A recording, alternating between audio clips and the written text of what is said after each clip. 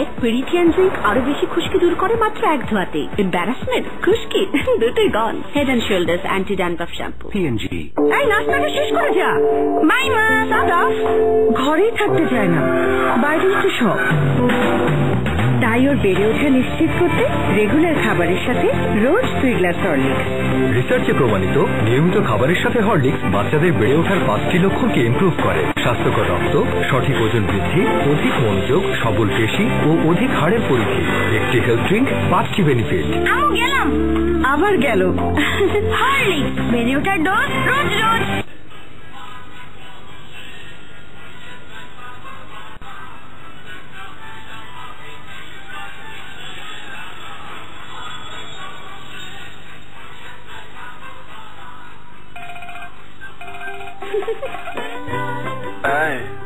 ঘুমটাটা একটু উঠাও না, ঢাইকা রাখছো কে? সবার জন্য বাংলা লিঙ্ক 3G। ডায়াল *5000#। নতুন কিছু করো, বাংলা লিঙ্ক। হোক যত হোক তাপুতা, জীবনের রঙে স্বপ্নের ছাপ, তুমি ভরসা মেঘে বর্ষা, কৃষ্ণা এলে সিজন। ৳1 প্লিজ।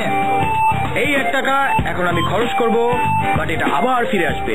এই ৳1 ক্যান্ডি গন এন্ড খরচ করলাম আমি, টাকা ফেরত পাবি তুই। ব্যাক। এয়ারটেল প্রিপেডে টাকা ফেরত আনতে ম্যাজিক লাগে না, কারণ এয়ারটেলে এখন ৳1 কথা বললেই ৳1 ফেরত। Airtel. Temperature outside. It's 32 degrees in Dhaka right now. High definition audio. High speed internet.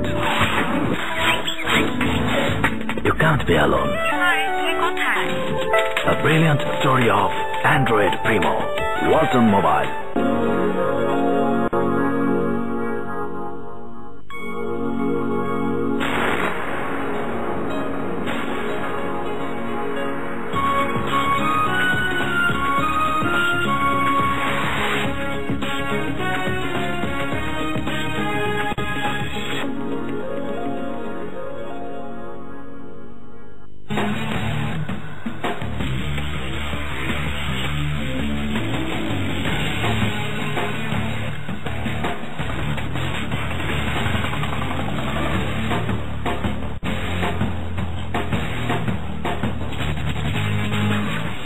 সুপ্রিয় দর্শক, আরটিভির বিশেষ আলোচনা আরএফএল গোল টেবিল অনুষ্ঠানে আপনাদের প্রত্যেককে স্বাগত জানাচ্ছি।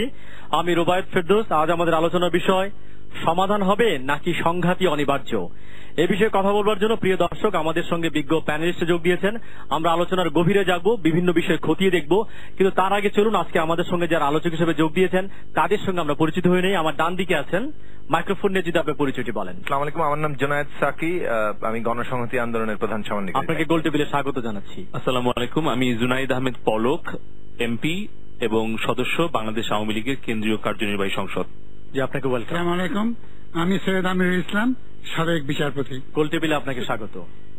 আমি মোহাম্মদ আব্দুর রাজ্জাক, আমি বাংলাদেশ আওয়ামী লীগের কৃষি ও সমবায় বিষয়ক সম্পাদক, গণপ্রজাতন্ত্রী বাংলাদেশ সরকারের খাদ্য বিষয়ক মন্ত্রী। আপনাকে ওয়েলকাম। আমার বাঁ দিকে আছেন ইনাম আহমেদ চৌধুরী, বিএনপি চেয়ারপারসনের উপদেষ্টা। ওয়েলকাম। আসসালামু আলাইকুম। আমি পিয়াস করিম, সমাজবিজ্ঞানী, অধ্যাপনা করি। আপনাকে স্বাগত জানাচ্ছি। মাহিবি চৌধুরী, যুগ্ম মহাসচিব, বিকল্পধারা বাংলাদেশ। ইমাই ভাই, আপনাকে স্বাগত জানাচ্ছি। প্রিয় দর্শক, আপনারা আজকে আলোচকদের সঙ্গে পরিচিত হলেন। আমরা আজকে কথা বলা শুরু করব। প্রথমে যে বিষয়টি আলোচনা সূত্রপাত করার জন্য অনুরোধ করব, আজকে বিরোধী দলীয় নেত্রী বলেছেন যে শেখ হাসিনা সরকার আজ থেকে অবৈধ হয়ে গেছে, কাজে এবং এই সরকার এবং সংবিধানের আওতায় আর কোনো নির্বাচন হবে না। কাজে আজ থেকে এই সরকার অবৈধ হয়ে গেল, এই বক্তব্যের তাৎপর্য আসলে কোথায়? না, বৈধতা শব্দ তো আসলে দুটো অর্থে ব্যবহার করা হয় রাষ্ট্রবিজ্ঞানে অন্তত পক্ষে। একটা হচ্ছে আইনগত বৈধতা, আরেকটা হচ্ছে ম্যাক্স ওয়েবার যেটাকে বলেছেন যে পাওয়ারের যে লেজিটিমেট রূপ, সেটা হচ্ছে অথরিটি। নৈতিকভাবে একটা ক্ষমতা বৈধ কিনা, এটা একটা কনসেনসুয়াল ভিত্তি আছে কিনা। এখন খালেদা জিয়া আজকে যেটা করেছেন বলে আমার ধারণা, আমি ভুল হতে পারি, উনি কিন্তু একটা আইনগত ব্যাখ্যা দ্বারা করাননি ওখানে। উনি যেটা করেছেন আন্দোলনের প্রস্তুতি হিসেবে একটা স্ট্র্যাটেজিক এবং ফিলসফিক্যাল প্রেমিস তিনি উপস্থিত করেছেন। যে বর্তমান সরকার তার নৈতিক বৈধতা হারিয়ে ফেলেছে, ফলে এই সরকারের অধীনে নির্বাচন হবে না। এবং যে কোনো আন্দোলনে এই নৈতিক প্রেমিসগুলো দাঁড়া করানো হয়, ফিলসফিক্যাল প্রেমিসগুলো দাঁড়া করানো হয়। এটা খুব কেন নৈতিক বৈধতা হারালো মনে হয় এই সরকার আজকেই কেন? না, যেটা হয়েছে 24 অক্টোবর তো সংসদের শেষ দিনের কথা হচ্ছিল, সে কারণেই আর কি। এখন 25 অক্টোবর আসলে 27 অক্টোবর 7 নভেম্বর পর্যন্ত এক্সটেন্ড করা হয়েছে। হ্যাঁ, তাহলে আজকেই কেন? না, এই এক্সটেন্ড করার ব্যাপারে তো বিএনপি কোনো রেসপন্স করেনি। যে এই এক্সটেন্ড করার দুটো ব্যাখ্যা হতে পারে। একটা হচ্ছে যে আমরা যদি ইতিবাচকভাবে দেখতে চাই, এক্সটেন্ড করার ফলে আলোচনার সুযোগটাও থেকে যাচ্ছে যদি সংবিধান সংশোধনের কথা আসে। অপরদিকে আরেকটা ব্যাখ্যা দাঁড়া করানো যেতে পারে যে এই এক্সটেনশনের মাধ্যমে সরকার তার ক্ষমতাটাকে আরেকটু বেশি সময় ধরে আঁকড়ে ধরার চেষ্টা করছে। এখন কোন ব্যাখ্যাটা আমরা নেব সেটা আগামী কয়েকদিন কিংবা কয়েক সপ্তাহের রাজনৈতিক ঘটনা প্রবাহের উপর নির্ভর করবে। বেগম খালেদা জিয়া একটা নির্দিষ্ট ব্যাখ্যার জায়গা থেকে বক্তব্যটি রেখেছেন। জুনায়েদ আহমেদ পলক, আপনি যদি বলেন যে বিরোধী দলের নেত্রীর এই বক্তব্য যে আজ থেকে শেখ হাসিনা সরকার অবৈধ হয়ে গেছে। জি, ধন্যবাদ। আসলে আমি প্রথমেই এটা তীব্রভাবে প্রতিবাদ জানাচ্ছি এবং দেশের জনগণকে একটা বিভ্রান্তির মধ্যে এবং একটা অসত্য তথ্য দিয়ে একটা যেখানে একজন বিরোধী দলের নেত্রী তার কিন্তু একটা সাংবিধানিক অবস্থান রয়েছে। উনি নৈতিকভাবে বলেছেন না দর্শনগতভাবে বলেছেন নাকি উনার কোন বিশ্বাস থেকে বলেছেন, যে ব্যাখ্যাটা পিয়াস করিম স্যার দেওয়ার চেষ্টা করছেন, আমি মনে করি এটা খুবই দুর্বল একটা ব্যাখ্যা, দুর্বল একটা যুক্তি। এইটার পক্ষে যুক্তি দেওয়ার কোনো কিছু নাই জন্যই উনি এই ধরনের আর কি একটা যুক্তি দাঁড় করানোর চেষ্টা করছেন। এখানে সংবিধানের কোনোভাবেই আপনি যদি আমাদের পঞ্চদশ সংশোধনীর কথা বলেন তাহলে তো সংবিধানে আমাদের মেয়াদ 5 বছর অর্থাৎ 24শে জানুয়ারি পর্যন্ত আছে। আর তারপরেও যদি আপনি মনে করেন, যদি বলতে চান যে 90 দিন পূর্ববর্তী সময়ের মধ্যে নির্বাচন হতে হবে, তাহলে সেক্ষেত্রেও কিন্তু 27শে অক্টোবর আমাদের এই 90 দিনটা হয়। আর সবচেয়ে বড় কথা হচ্ছে যে গতকালকে সকালে উপদেষ্টা পরিষদের যে মিটিং হয়েছে সংসদে, সেখানে কিন্তু 7ই নভেম্বর পর্যন্ত এই সংসদে অধিবেশন চালানোর জন্য সিদ্ধান্ত হয়েছে, যেখানে একটা গণতান্ত্রিকভাবে নির্বাচিত সরকার 5 বছরের ম্যান্ডেট নিয়ে এসছে। এখানে কোনোভাবেই কোনো যুক্তিতেই আজকে বিরোধী দলের নেত্রী যেই ব্যাখ্যাটা দিয়েছেন, যে বক্তব্য দিয়েছেন এবং উনি যে ঘোষণা দিয়েছেন যে আজকে হচ্ছে সরকারের শেষ দিন, আমি মনে করি যে রাজনৈতিকভাবে গণতান্ত্রিকভাবে আমরা যে একটা শান্তিপূর্ণ সমাধানের দিকে যাচ্ছি, যখন সরকার বিরোধী দলের প্রতি একটা নরম ভাব দেখিয়ে একটা সমঝোতার দিকে যাওয়ার চেষ্টা করছে, সেই সময়ে বিরোধী দলের নেত্রী এ ধরনের বিভ্রান্তিকর, অযৌক্তিক, অসাংবিধানিক এবং বেআইনি বক্তব্য দেওয়াটাকে কোনোভাবেই গ্রহণ করা যায় না। সবসময় শক্ত ভাব দেখানো, এখন করে নরম ভাব দেখানো হচ্ছে, এর মাঝেটা কি আসলে? আমি বলছি যে আসলে শক্ত বা নরমের কোনো বিষয় নয়। বিরোধী দলের এখন নরম ভাব দেখানো হচ্ছে। বিরোধী দলের প্রতি রাজনৈতিক ভাবে আমরা সকল সময়ই নরম, সকল সময় আমরা সমঝোতা পক্ষে, কিন্তু বিরোধী দলের পক্ষ থেকে যখন দা কুড়াল নিয়ে প্রতিহত করার চেষ্টা করা হয় বা আক্রমণ করার জন্য ঘোষণা দেওয়া হয়, তখন কিন্তু সরকারের পক্ষ থেকে বলা হয়েছে যে কোনো ধরনের বিশৃঙ্খল অবস্থা সৃষ্টি করলে জনগণের নিরাপত্তা দেওয়ার দায়িত্ব যেহেতু মিস্টার খোকা অভিভাবক হিসেবে তিনি আসলে আক্রমণের জন্য বলেননি, তিনি প্রতিরক্ষার জন্য বলেছেন, নিজেকে রক্ষা করার জন্য বলছেন দা কোরআন নিতে হবে। আজকে তিনি সেই ব্যাখ্যাটি দিয়েছেন। আচ্ছা, উনি ব্যাখ্যা দিতে পারেন। আজকে যেরকম পিয়াস করিম স্যার ব্যাখ্যা দিলেন বিরোধী দলের নেত্রী সম্পর্কে, আমার মনে হয় যে দেশবাসী অত বেশি বোকা নয় যে তাদের ব্যাখ্যা খুব বেশি প্রয়োজন নাই। মাহিবী চৌধুরী, আপনি যদি বলেন। জি, বলতে পারেন। বলছি যে ব্যাখ্যার কথা হচ্ছে, ধরুন আওয়ামী লীগের মোহাম্মদ নাসিম সাহেব বলেছিলেন যদি তোর ডাক শুনে কেউ না আসে তবে একলা চলো রে, অর্থাৎ তিনি বলেছেন তিনি নির্বাচন করতে যাচ্ছেন, সেটা মোটেই গ্রহণযোগ্য কথা নয়। সুতরাং কথা হচ্ছে যে অনেকে বিভিন্ন প্রসঙ্গে কথা বলে থাকেন। এখানে জনাব সাদেক হোসেন খোকা যে কথাটা বলেছেন তার ব্যাখ্যা তিনি দিয়েছেন যে আত্মরক্ষামূলক একটা ব্যবস্থার কথা, সেটাকে ওইভাবেই কথা বলে ধরা যেতে পারে। এটা নয় যে দলের পক্ষ থেকে বলা হয়েছে যে আপনারা দা নিয়ে আসেন এবং আমরা যুদ্ধ করব, এটা ঠিক ওরকম নয়, ওর কথাটা ওরকম মোটেই নয়, এবং তার ব্যাখ্যাটা ওভাবে নেওয়াটা সঙ্গত হবে না বলে আমি মনে করি। ধন্যবাদ। আপনাকে ধন্যবাদ। মিস্টার মাহিবী চৌধুরী। ধন্যবাদ রুবাই ভাই। পলক তো আসলে প্রথমে অনুষ্ঠান শুরু আগে বলছিলাম পলক অত্যন্ত পছন্দের একজন মানুষ এবং তরুণ প্রজন্মের পক্ষ থেকে কথা বলে সবসময়। এখানে দুটো জিনিস আছে যে পিয়াস ভাই যে বলার চেষ্টা করছেন, একটা হচ্ছে গিয়ে আইনের দৃষ্টিতে, একটা হচ্ছে নৈতিকতার দৃষ্টিতে। রাজনীতিতে নৈতিকতার দৃষ্টিতে সবকিছুকে দেখার একটা গুরুত্ব কিন্তু আলাদা সবসময় রয়েছে, কারণ রাজনীতি শুধুমাত্র লজিক দিয়ে চলে না, রাজনীতিতে ইমোশন একটা খুব বড় জিনিস। আমরা অনেকগুলো জিনিস এখানে দেখেছি, যেরকম পলকের যে বক্তব্য, যেটা বুঝলাম যে সাদেক হোসেন খোকার যে বক্তব্য, এই বক্তব্য রাজনীতির নতুন না, অন্তত আওয়ামী লীগের এত অবাক হওয়ার কিছু নেই। মাননীয় প্রধানমন্ত্রী যখন বিরোধী দলের নেত্রী ছিলেন তখন উনিও কিন্তু জনসভায় দাঁড়িয়ে বলেছেন যার কাছে লগি বইটা যা আছে তা নিয়ে ঢাকায় চলে আসো। তা I am sure she never meant যে আসো এসে আমরা যুদ্ধ করে মানুষ হত্যা করি, যদিও তার পরবর্তীতে লগি বৈঠায় মানুষ মারা গিয়েছে। এ ধরনের বক্তব্য আমরা আগেও শুনছি রাজনীতি, এটাকে হঠাৎ করে অনেক বড় কিছু ভাবার কোনো কারণ নেই। আর এখানে যে নৈতিকতা বা বৈধতার যে প্রশ্ন এসছে, এখানে আসলে একটা ধূম্রজালের সৃষ্টি হয়েছে, এর বিষয়ে কোনো সন্দেহ নাই। এই ধূম্রজালটা সৃষ্টি করেছে সরকার নিজে। জনগণ ভোটের মাধ্যমে 5 বছরের জন্য একটা সংসদকে নির্বাচিত করে। এই সরকারের মেয়াদ 5 বছর পূর্ণ হতে জানুয়ারি পর্যন্ত সময় আছে, এটাই স্বাভাবিক। এই মেয়াদ শেষের 3 মাস আগেই অন্তর্বর্তীকালীন সরকার গঠিত হবে, এই ধারণাটাই কিন্তু আওয়ামী লীগের কাছ থেকে আসা। এই যে একটা কনফিউশন ক্রিয়েট হচ্ছে মানুষের মধ্যে, কালকে থেকে কি অন্তর্বর্তীকালীন সরকার নাকি মহাজোটের সরকার, এই কনফিউশনটা কিন্তু বিরোধী দল সৃষ্টি করে নাই। এই ধরনের কোন সংবিধান সংশোধনের বিষয়টিও বিরোধী দল একা নিয়ে আসে নাই, যে কারণে এখানে ধূম্রজাল যেটা সৃষ্টি হয়েছে, এই ধূম্রজালের কারণেই যে কনফিউশন, যে সংশয় হয়েছে, সে সংশয় থেকে মাননীয় বিরোধী দলীয় নেত্রী তার রাজনৈতিক কৌশল থেকে তিনি স্পষ্টভাবে বলতে পারেন, যেহেতু ধূম্রজাল সৃষ্টি হয়েছে, আসলে সরকার কালকে থেকে নৈতিকতা হারিয়েছে। এটাকেও আমার মনে হয় অতটুকুই দৃষ্টি দিয়ে আসলে দেখা উচিত। এখানে মূল যে বিষয়টা আমরা এখানে দেখতে পাচ্ছি, যে এখানে রাজনীতিবিদরা, আমরা যখনই সরকারে যাচ্ছে তখনই সংবিধান হয়ে যাচ্ছে প্রধান বিষয়। সংবিধান রক্ষার দায়িত্ব একমাত্র সরকারের হাতে, এবং সংবিধানের দোহাই দিয়ে কিন্তু আমরা আমাদের সমস্ত বক্তব্য দিচ্ছি। কিন্তু একটা জিনিস সুস্পষ্টভাবে বুঝতে হবে, 2/3 সংখ্যাগরিষ্ঠতা থাকলে সংবিধান সংশোধন করা যায়, কারেক্ট। বাট এখানে নৈতিকতার প্রশ্ন থাকতে হবে। মাননীয় সাবেক বিচারপতি এখানে রয়েছেন, আজকে যদি আমার 2/3 সংখ্যাগরিষ্ঠতা সংসদে থাকে, আমি কিন্তু কালকে তার ক্ষমতা দিয়ে বলতে পারি কালকে থেকে বাংলাদেশ রাজতন্ত্র হয়ে যাবে। সেখানে নৈতিকতার প্রশ্নে সেটা কিন্তু কখনোই গ্রহণযোগ্য হবে না। Just because you have a brute majority, it does not mean যে আপনি সবাইকে ইগনোর করে এমন একটা সংশোধনী আনতে পারেন যে সংশোধনীর মাধ্যমে দেশে ধূম্রজালের সৃষ্টি হতে পারে, সংশয় সৃষ্টি হতে পারে। আজকে যে রাজনৈতিক বিতর্ক, যে রাজনৈতিক সংশয়, যে ধূম্রজাল সৃষ্টি হয়েছে, তার পরিপূর্ণ দায় দায়িত্ব একমাত্র সরকারকে গ্রহণ করতে হবে। যে একটা ছোট্ট সম্পূরক প্রশ্ন আপনার জন্য, আপনি বলেছেন যে শেখ হাসিনা বলেছিল লগি বৈঠা নিয়ে মানুষকে আসবার জন্য, এবং পরে লগি বৈঠায় কিন্তু মানুষ মারা গেছে, সেটা আপনি বলেছেন। তাহলে দা কুড়াল নিয়ে যে আহ্বান করেছে, তাহলে দা কুড়ালে কি মানুষ মারার আশঙ্কা আমরা করছি কিনা? আশঙ্কার কথা যদি বলেন, আশঙ্কা আসলে মানুষ করছে। মানুষ আশঙ্কা করছে যে একটা সংঘাত হবে, একটা রক্তপাত হবে। কেননা রাজনীতিবিদরা, আমরা যে দলই করি না কেন, আমরা কিন্তু সবাই কলিগ। আমরা কিন্তু আসলে রাজনীতিবিদরা একটা পক্ষ হওয়া উচিত।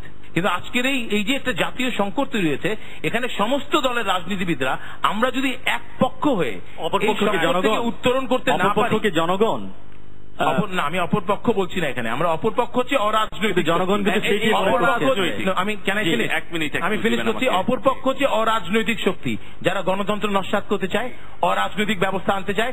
তাদের হাত থেকে দেশকে বাঁচানোর জন্য আমাদেরকে এক পরিবারে আজকে যদি একত্রিত হতে না পারি, এর জন্য সবচাইতে বড় we will be the loser, অন্য কেউ লুজার কিন্তু হবে না।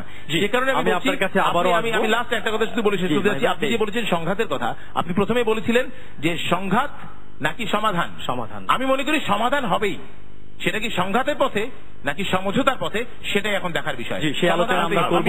1 মিনিট একটা বিষয় আমি উত্তরটা দিতে চাই। এখানে মাহি ভাইয়ের সাথে আমি সম্পূর্ণ 100% একমত, যেটা বলেছেন যে রাজনীতিবিদরা মিলে একটা পক্ষ হতে হবে, সংকটের সমাধানটা রাজনীতিবিদদের করতে হবে, যেন অরাজনৈতিক অগণতান্ত্রিক পন্থায় কেউ যেন এইখানে হস্তক্ষেপ করতে না পারে।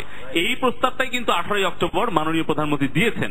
এইখানে যে প্রস্তাবটা এসছে যে আমরা রাজনীতিবিদরা মিলে সংসদে, সরকারি দল বিরোধী দলে মিলে আমরা ক্যাবিনেট করব, সর্বদলীয় সরকার হবে, এখানে রাজনৈতিক নিরপেক্ষতার ভিত্তিতে আমরা একটা সমঝোতায় যাব। কিন্তু বিরোধী দলের পক্ষ থেকে যে প্রস্তাবটা দেওয়া হয়েছে, এটা সম্পূর্ণ অরাজনৈতিক এবং নির্দলীয় ব্যক্তিদের সমন্বয়ে কিন্তু সমাধানের পথটা দেখানো হয়েছে। এইখানে আমি শুধু বলতে চাই যে এই পার্থক্যটা আজকে আওয়ামী লীগের পক্ষ থেকে, প্রধানমন্ত্রীর পক্ষ থেকে আমরা যে শান্তিপূর্ণ সমাধানের পথটা দেখিয়েছি, যে প্রস্তাবটা দিয়েছি, সেটি হচ্ছে রাজনৈতিক প্রস্তাব। এখানে কোনো অগণতান্ত্রিক শক্তি যেন অনুপ্রবেশ করতে না পারে, সেটাকে প্রোটেকশন দেওয়ার জন্যই কিন্তু আওয়ামী লীগের অবস্থান। জি, আপনাকে ধন্যবাদ। আমরা যাব কমরেড শারিফের জোনায়েদ সাকি বললো রেসপন্ড করলো, আমি কি একটু রেসপন্ড করতে? আমি একটু আসি জোনায়েদ সাকির কাছ থেকে একটু আসি।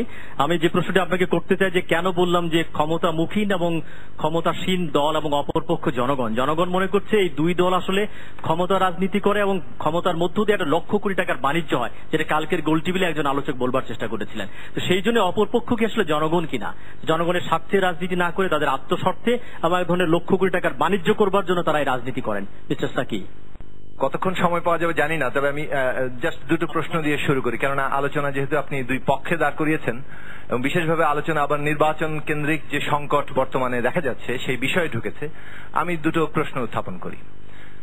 ধরা যাক যে আওয়ামী লীগ যে প্রস্তাব দিয়েছে, সর্বদলীয় সরকারের প্রস্তাব, সেই প্রস্তাব মেনে যদি বিএনপি নির্বাচনে যায়, কিংবা বিএনপি যে নির্দলীয় সরকারের দাবি করছে সেই প্রস্তাব যদি বর্তমান সরকার মেনে নেয় এবং সেই অনুযায়ী নির্বাচনের আয়োজন করে, তাহলে কি বাংলাদেশে একটি গণতান্ত্রিক নির্বাচন অনুষ্ঠিত হবে?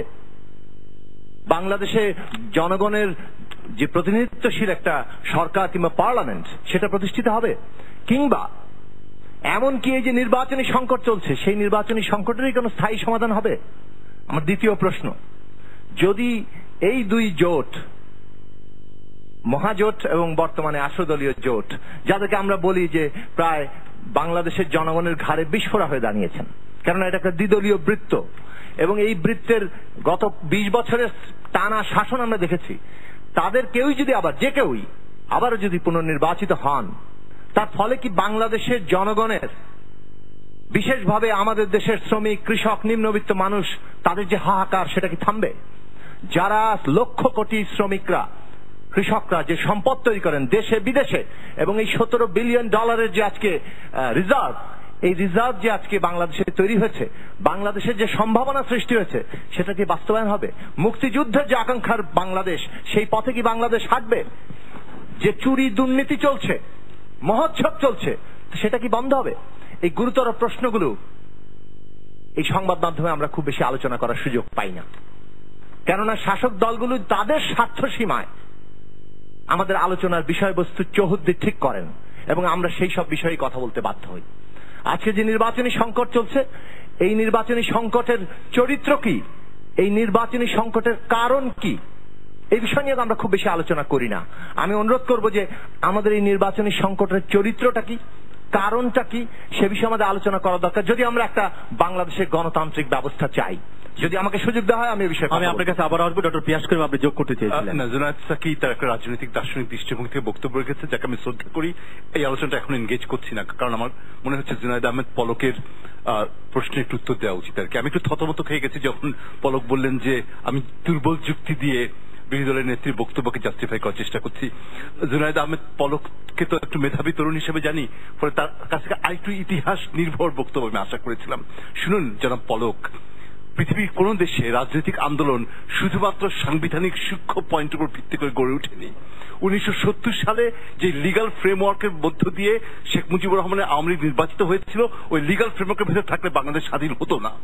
সেখানে সংবিধানকে চ্যালেঞ্জ করে পাকিস্তানের তৎকালীন আইনি কাঠামোকে, সংবিধান ছিল না ইয়াহিয়া খান আমলে, কিন্তু আইনি কাঠামোকে চ্যালেঞ্জ করেই বঙ্গবন্ধু হয়ে উঠেছেন। মার্কিন যুক্তরাষ্ট্রের সংবিধান, এখানে বিচারপতি সৈয়দ আমিরুল ইসলাম আছেন, যেটাকে পৃথিবীর সবচেয়ে সাস্টেইনড গণতন্ত্র বলা হয়। ফিলাডেলফিয়া কনভেনশন, যেখান থেকে গণতন্ত্র তৈরি হয়েছিল, তার কোনো লিগাল বেসিস ছিল না।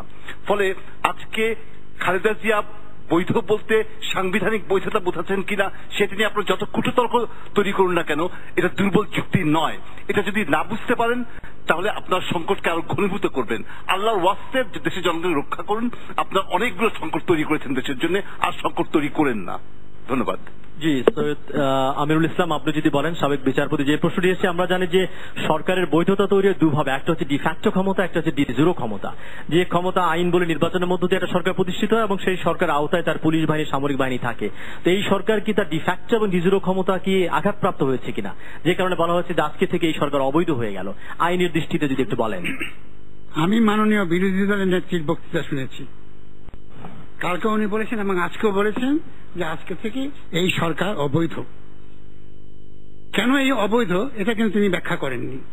আমরা এখানে এসে ব্যাখ্যা শুনলাম, কিন্তু যিনি এই বক্তব্যটা দিয়েছেন তিনি কিন্তু কোনো ব্যাখ্যা দেননি। তিনি টেকনিক্যালি তিনবার বাংলাদেশের প্রধানমন্ত্রী ছিলেন এবং 2 বার পুরাটান বাংলাদেশের প্রধানমন্ত্রী ছিলেন। সংবিধান সম্বন্ধে তার জ্ঞান আমাদের চেয়ে বেশি থাকার কথা, এবং আমি বিশ্বাস করি সংবিধান সম্বন্ধে আমাদের চেয়ে তার জ্ঞান আরো বেশি পরিপক্ক। এই সংসদের মেয়াদ কতদিন, এটা আমাদের সংবিধানের 72(3) ধারায় বলা হয়েছে যে সংসদ যেদিন প্রথম অধিবেশনে বসবে সেদিন থেকে 5 বছর এই সংসদের মেয়াদ থাকবে, যদি না অন্য কোনো কারণে সংসদ ভেঙে যায় বা ভেঙে দেওয়া হয়। তো সেই হিসাবে আমরা সবাই কিন্তু পত্র পত্রিকায়, টক শোতে সবাই, এবং কি মাননীয় প্রধানমন্ত্রী এবং বিরোধী দলের নেতা আমরা সবাই বলছি 24শে অক্টোবর। কিন্তু এই কথাটা স্পষ্ট করেছে না মিজানুর রহমান খান, যেটা 24শে অক্টোবর হবে না, হবে 27শে অক্টোবর। 27শে অক্টোবর থেকে 24শে জানুয়ারি পর্যন্ত হবে 90 দিন। সুতরাং এখন যে একটা বিভ্রান্তিটা, যেটা উনি যে একটা কথা বলেছেন মাহি চৌধুরী, যে একটা বিভ্রান্তিকর পরিবেশের সৃষ্টি হয়েছে, এই কথাটার সাথে আমি একমত। কারণ আমরা সংবিধানের 123(3) ক এবং খ সম্বন্ধে আমার মনে হয় আমাদের দেশের বিজ্ঞ রাজনীতিবিদদের, যারা সরকারে আছেন, যারা বিরোধী দলে আছেন বা সরকারের বাইরেও আছেন, খুব স্বচ্ছ একটা ধারণা নেই। কারণ আমাদের সংবিধানের 123(3) কতে বলা হয়েছে মেয়াদ অবসানের কারণে যদি সংসদের মেয়াদ শেষ হয়, সেই ক্ষেত্রে মেয়াদ উত্তীর্ণের 90 দিন পূর্ববর্তী সময়ের মধ্যে, অর্থাৎ 27শে অক্টোবর থেকে 24শে জানুয়ারির মধ্যে নির্বাচন করতে হবে। এবং ক অনুযায়ী যদি নির্বাচন করেন, সংবিধান অনুযায়ী সংসদ বহাল থাকবে। তো যেটা একটা রাজনৈতিক প্রশ্ন, যে সংসদ বহাল রেখে এই সংসদীয় গণতন্ত্রে সাধারণত নির্বাচন অনুষ্ঠিত হয় না। সংসদ বহাল রেখে নির্বাচন হয় রাষ্ট্রপতি পদ্ধতি যেখানে আছে। যেমন house of representative every 2 years election হচ্ছে, সংসদ বহাল থাকে, বহাল থাকাকালীন নির্বাচন হচ্ছে। Senate 1/3 member of the senate রিটায়ার্স every 2 years, senate বহাল থাকাকালীন। জি, সেখানে খবরের কাগজে দেখলাম বলা হয়েছে একটা সংবাদে যে রাষ্ট্রপতির কাছে বলা হবে সংসদ ভেঙে দেওয়ার জন্য, সেই প্রস্তুতি ক্ষমতাসীন দল নিচ্ছেন। না, সেটা তো আছে, সেটাও 72 আছে। কিন্তু আমি যে কথাটা বলতে চাই, যে আমি যে কথাটা স্পষ্টভাবে বলতে চাই, আমার ক্ষুদ্র জ্ঞানে আমি যা বুঝি, সরকারকে 27 তারিখ হলো ডেডলাইন। 27 তারিখের আগে আমি যতটুকু সংবিধানের ক এবং খ বুঝেছি, আমার মতে 27 তারিখের পূর্বে সরকারকে সিদ্ধান্ত নিতে হবে এই নির্বাচন কি 3 ক অনুযায়ী হবে না 3 খ অনুযায়ী হবে। 3 ক অনুযায়ী যদি হয়, তাহলে 27শে অক্টোবর থেকে 24শে জানুয়ারির মধ্যে নির্বাচন অনুষ্ঠিত হতে হবে। সেই ক্ষেত্রে নির্বাচন কমিশনকে 27 তারিখের আগেই অবহিত করতে হবে যে তোমার সময়সীমা আরম্ভ হবে 27শে অক্টোবর থেকে, এবং 24শে অক্টোবর হলো ডেডলাইন। আর সরকার যদি, কিন্তু এই ক্ষেত্রে আর সরকার যদি মনে করেন আমরা 3 খতে যাব, সেই ক্ষেত্রে সরকারকে সংসদ ভেঙে দিতে হবে। যেদিন ভেঙে দিবেন তার থেকে 90 দিনের মধ্যে নির্বাচন। আমরা আপনার কাছে আবারও আসবো, আমি একটু অন্য প্রসঙ্গে যাব ইনাম আহমেদ চৌধুরীর কাছে। এই প্রশ্নটি করতে যাচ্ছি, সেটা হচ্ছে আমরা দেখতে পাচ্ছি চট্টগ্রাম, সাতক্ষীরা, বগুড়া থেকে শুরু করে ঢাকা শহরে নানান জায়গায় বিজিবি মোতায়েন করা হয়েছে। আশঙ্কা করা হচ্ছে যে এরকম কোনো সংঘাত হবে কিনা। আপনি জানেন যে সোহরাওয়ার্দী উদ্যানে বিএনপি অনুমতি পেয়েছে, তারা চেয়েছিল কিন্তু পল্টনে, এবং স্বরাষ্ট্রমন্ত্রী বলেছেন যে তারা হচ্ছে জুমা নামাজের পরে মাঠে থাকবেন এবং সরকার খুব মোকাবেলা করার জন্য প্রস্তুত, এই শব্দটি বলেছেন। তো এর মানে কি সংঘাতকে অনিবার্য হয়ে উঠছে কিনা? এর মানে হচ্ছে খুব দুঃখজনক অবস্থায় আমি বলতে হচ্ছে যে বর্তমানে যে পরিবেশ থাকা উচিত ছিল, সৌহার্দ্যপূর্ণ পরিবেশ, মানুষ মিটিং করবে, সভা সমিতি করবে, প্রসেশন করবে, মানববন্ধন করবে, আপনি দেখুন সবকিছু ব্যান করে দেওয়া হলো। এটা কিন্তু গণতন্ত্রের ত্রুটি চেপে দেওয়া হয়েছে, এটা কিন্তু বলা যেতে পারে। কেননা আমি কি জন্য বারবার পুলিশের কাছে যাব, আমাকে মিটিং করতে পারবো কি পারবো না সব জায়গায়।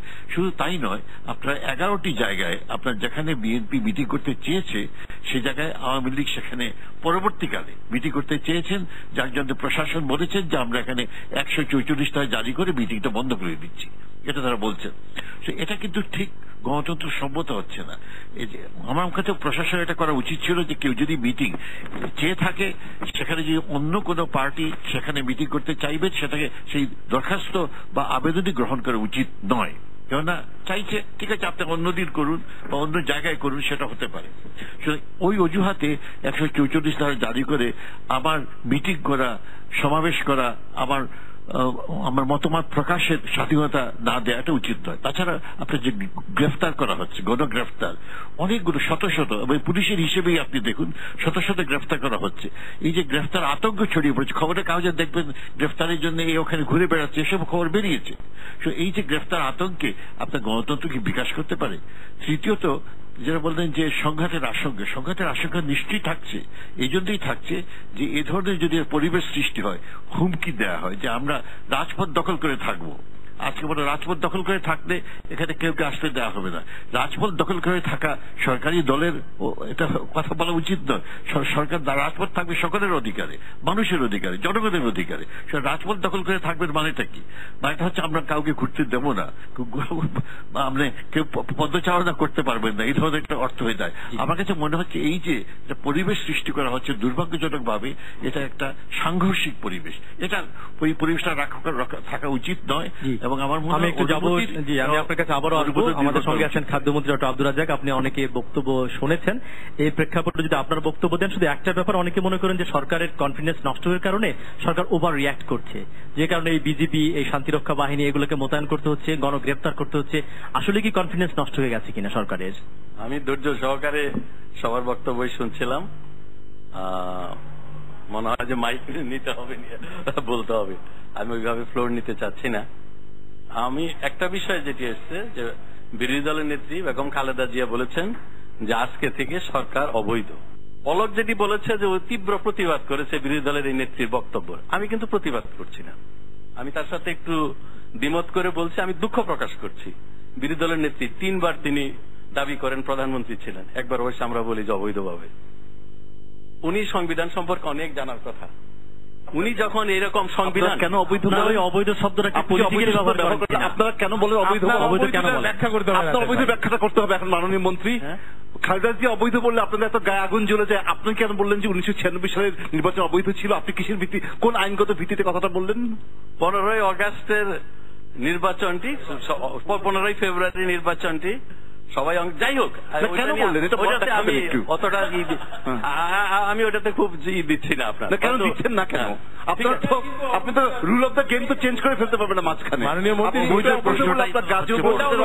কেন আপনি ওটাও আপনি নৈতিকতার ভিত্তিতেই বলছেন আমার যতদূর মনে হয়। আমাদের এখানে গা জ্বলার না জ্বলার প্রশ্ন না, এটা কতটা পার্লামেন্টারিয়ান ওয়ার্ড আমি জানি না, আপনি বলতে পারেন। আমি বলেছি যে অবৈধ, ওইটাতে আমি অতটা স্টিক করছি না, আমি আপনার সাথে সেটা নিচ্ছি। কিন্তু আপনি আমার সাথে আছেন যে এই সরকার বৈধ, আমি আমারটা থেকে সরে আসলাম, আপনি আপনারটা বলেন যে এই সরকার বৈধ। এটি আপনি গা জ্বলার, আমি উত্তর দেবো, উত্তর পরে দেন তাহলে। উত্তর যদি দেন তাহলে, আর যদি বলেন ইয়েস অর নো, বৈধ আর অবৈধ, ইয়েস এর নো উত্তর নেই। আচ্ছা, ইয়েস উত্তর না থাকলে আপনি মেনে নিচ্ছেন যে সাংবিধানিক ভাবে এই সরকার বৈধ না। দ্বিতীয়ত উনার ব্যাখ্যা দিবেন, উনি চাপিয়েন না, উনি ওনার ব্যাখ্যা দিবেন। হ্যাঁ, দ্বিতীয়টি হলো যে মাননীয় বিরোধী দলের নেত্রী উনি জাতির উদ্দেশ্যে যে সাংবাদিক সম্মেলন করে ওনার অল্টারনেটিভ দিয়েছেন, আমাদের মাননীয় প্রধানমন্ত্রী, একটা জটিলতা হয়েছে, এটাকে আমরা অস্বীকার করছি না। 15 সংশোধনী নিয়ে সেটা জটিলতা সৃষ্টি হয়েছে এবং মেজর বিরোধী দল 18 দলের যে জোট, তারা বলছে যে তারা এই 15 সংশোধনীর আলোকে নতুন যে সংবিধান হয়েছে, অর্থাৎ এই অন্তর্বর্তীকালীন সরকারের এবং মাধ্যমে তারা কোনো নির্বাচনে যাবে না। সেটি নিয়ে একটা জটিলতা হয়েছে, সেটি সহজ করার জন্য, এই নির্বাচনটি সকলের কাছে গ্রহণযোগ্য করার জন্য, একটা শান্তিপূর্ণ, সুষ্ঠু, নিরপেক্ষ। আমরা কি চাই? আমরা চাই যে একটা সুষ্ঠু, শান্তিপূর্ণ, সুষ্ঠু নির্বাচন। কিন্তু কিভাবে নির্বাচনটি হবে? তত্ত্বাবধায়ক সরকার না অন্তর্বর্তীকালীন সরকার না সর্বদলীয় সরকার?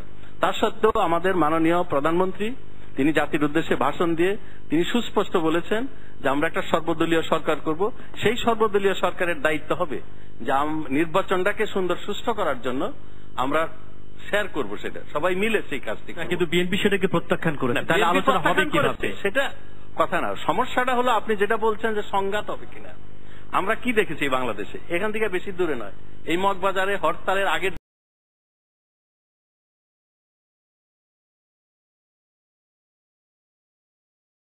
তেতলিয়ে দেওয়া হয়েছে, পুলিশকে হত্যা করা হয়েছে, পুলিশের গাড়ি করা হয়েছে।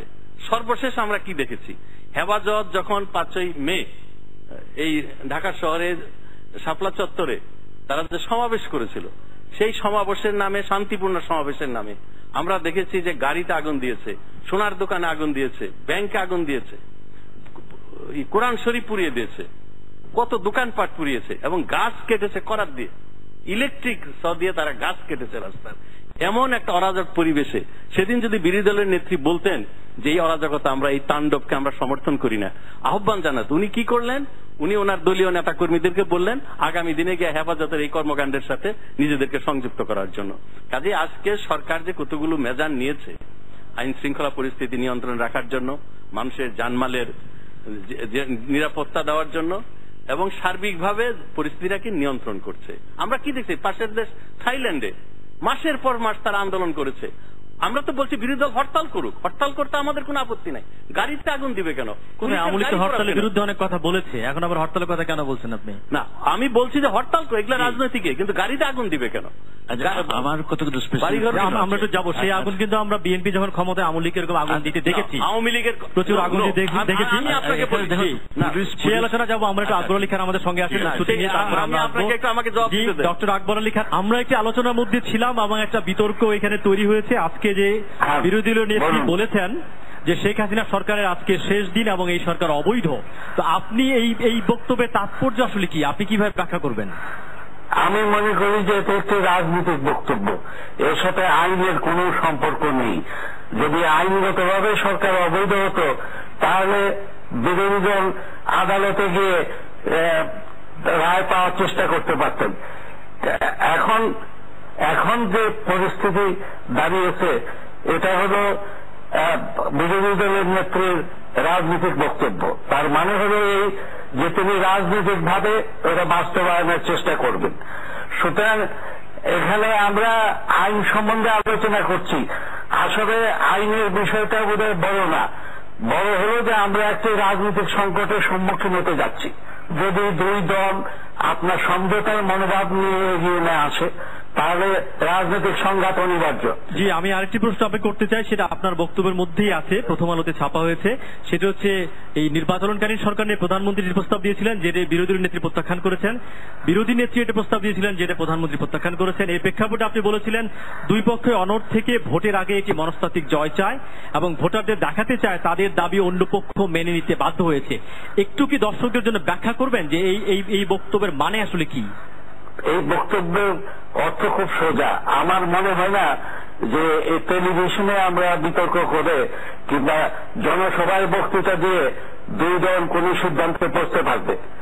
এটার জন্য যেটা প্রয়োজন সেটা হলো পর্দার অন্তরালে তাদের গঠনমূলক আলাপ আলোচনা করতে হবে এবং সেটার জন্য পরিবেশ সৃষ্টি করতে হবে। বর্তমানে যে পরিবেশ আমরা দেখতে পাচ্ছি সেখানে আমরা খুব একটা আশান্বিত হতে পারছি না। আপনাকে অনেক ধন্যবাদ আমাদের সঙ্গে যোগ দেওয়ার জন্য। আমাদের সঙ্গে কথা বলেন সাবেক তত্ত্বাবধায়ক সরকার উপদেষ্টা ডক্টর আকবর আলী খান। আপনি বলতে চাচ্ছেন? ধন্যবাদ। অবশ্যই মাইক্রোফোন নিয়ে যদি বলেন। আমি বলতে চাচ্ছি, মাননীয় মন্ত্রী বলেছেন যে হরতাল করতে আপত্তি নেই, কিন্তু কেন হরতাল করতে পারেন, কিন্তু হরতাল করবো কি করে? আপনি সভা সমিতি প্রশাসন সবকিছু ব্যান করে দিয়েছেন, এমনকি মানববন্ধন পর্যন্ত, আপনার ইনডোর মিটিং পর্যন্ত ইনডোর মিটিং করতে দেওয়া হবে না। চিন্তা করে দেখেন, এটা যে একটা মার্শাল ল আমাদের কথা মনে হচ্ছে। ইনডোর মিটিংও আপনি দেখেছেন মনে হচ্ছে ইনডোর মিটিংও করতে পারবে না, তাহলে কোথায় আপনি দিচ্ছেন যে আমি হরতাল করতে পারবো? কোরআন শরীফের পড়ার কথা হচ্ছে। আমি এটাতে তীব্র প্রতিবাদ জানাচ্ছি এই জন্যে যে এইসব ধর্মীয় কথাগুলো তুলে উস্কানো উচিত নয় মোটেই।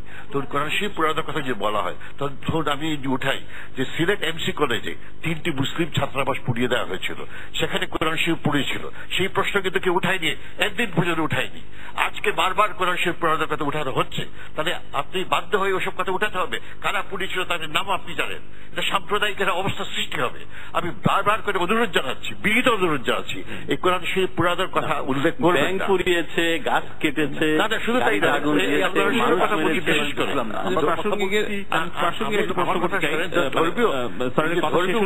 বিশেষ করে উচিত নয়।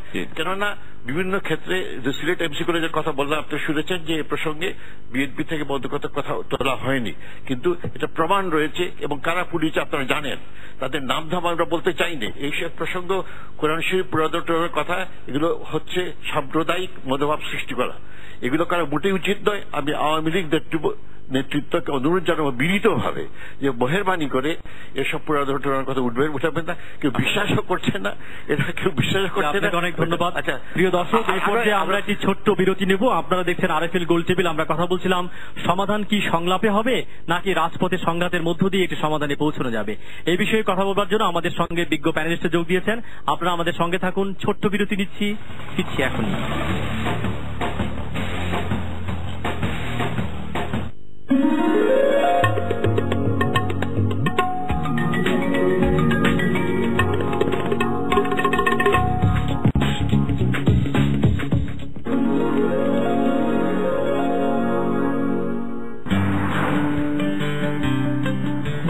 মোবাইল মিউজিক স্টেশনে এবারের শিল্পী দিনা চাঁদমণি। শফিক পাহাড়ির প্রযোজনায় আজ রাত 12:05 উপভোগ করুন ফোনো live musical show Walton music station.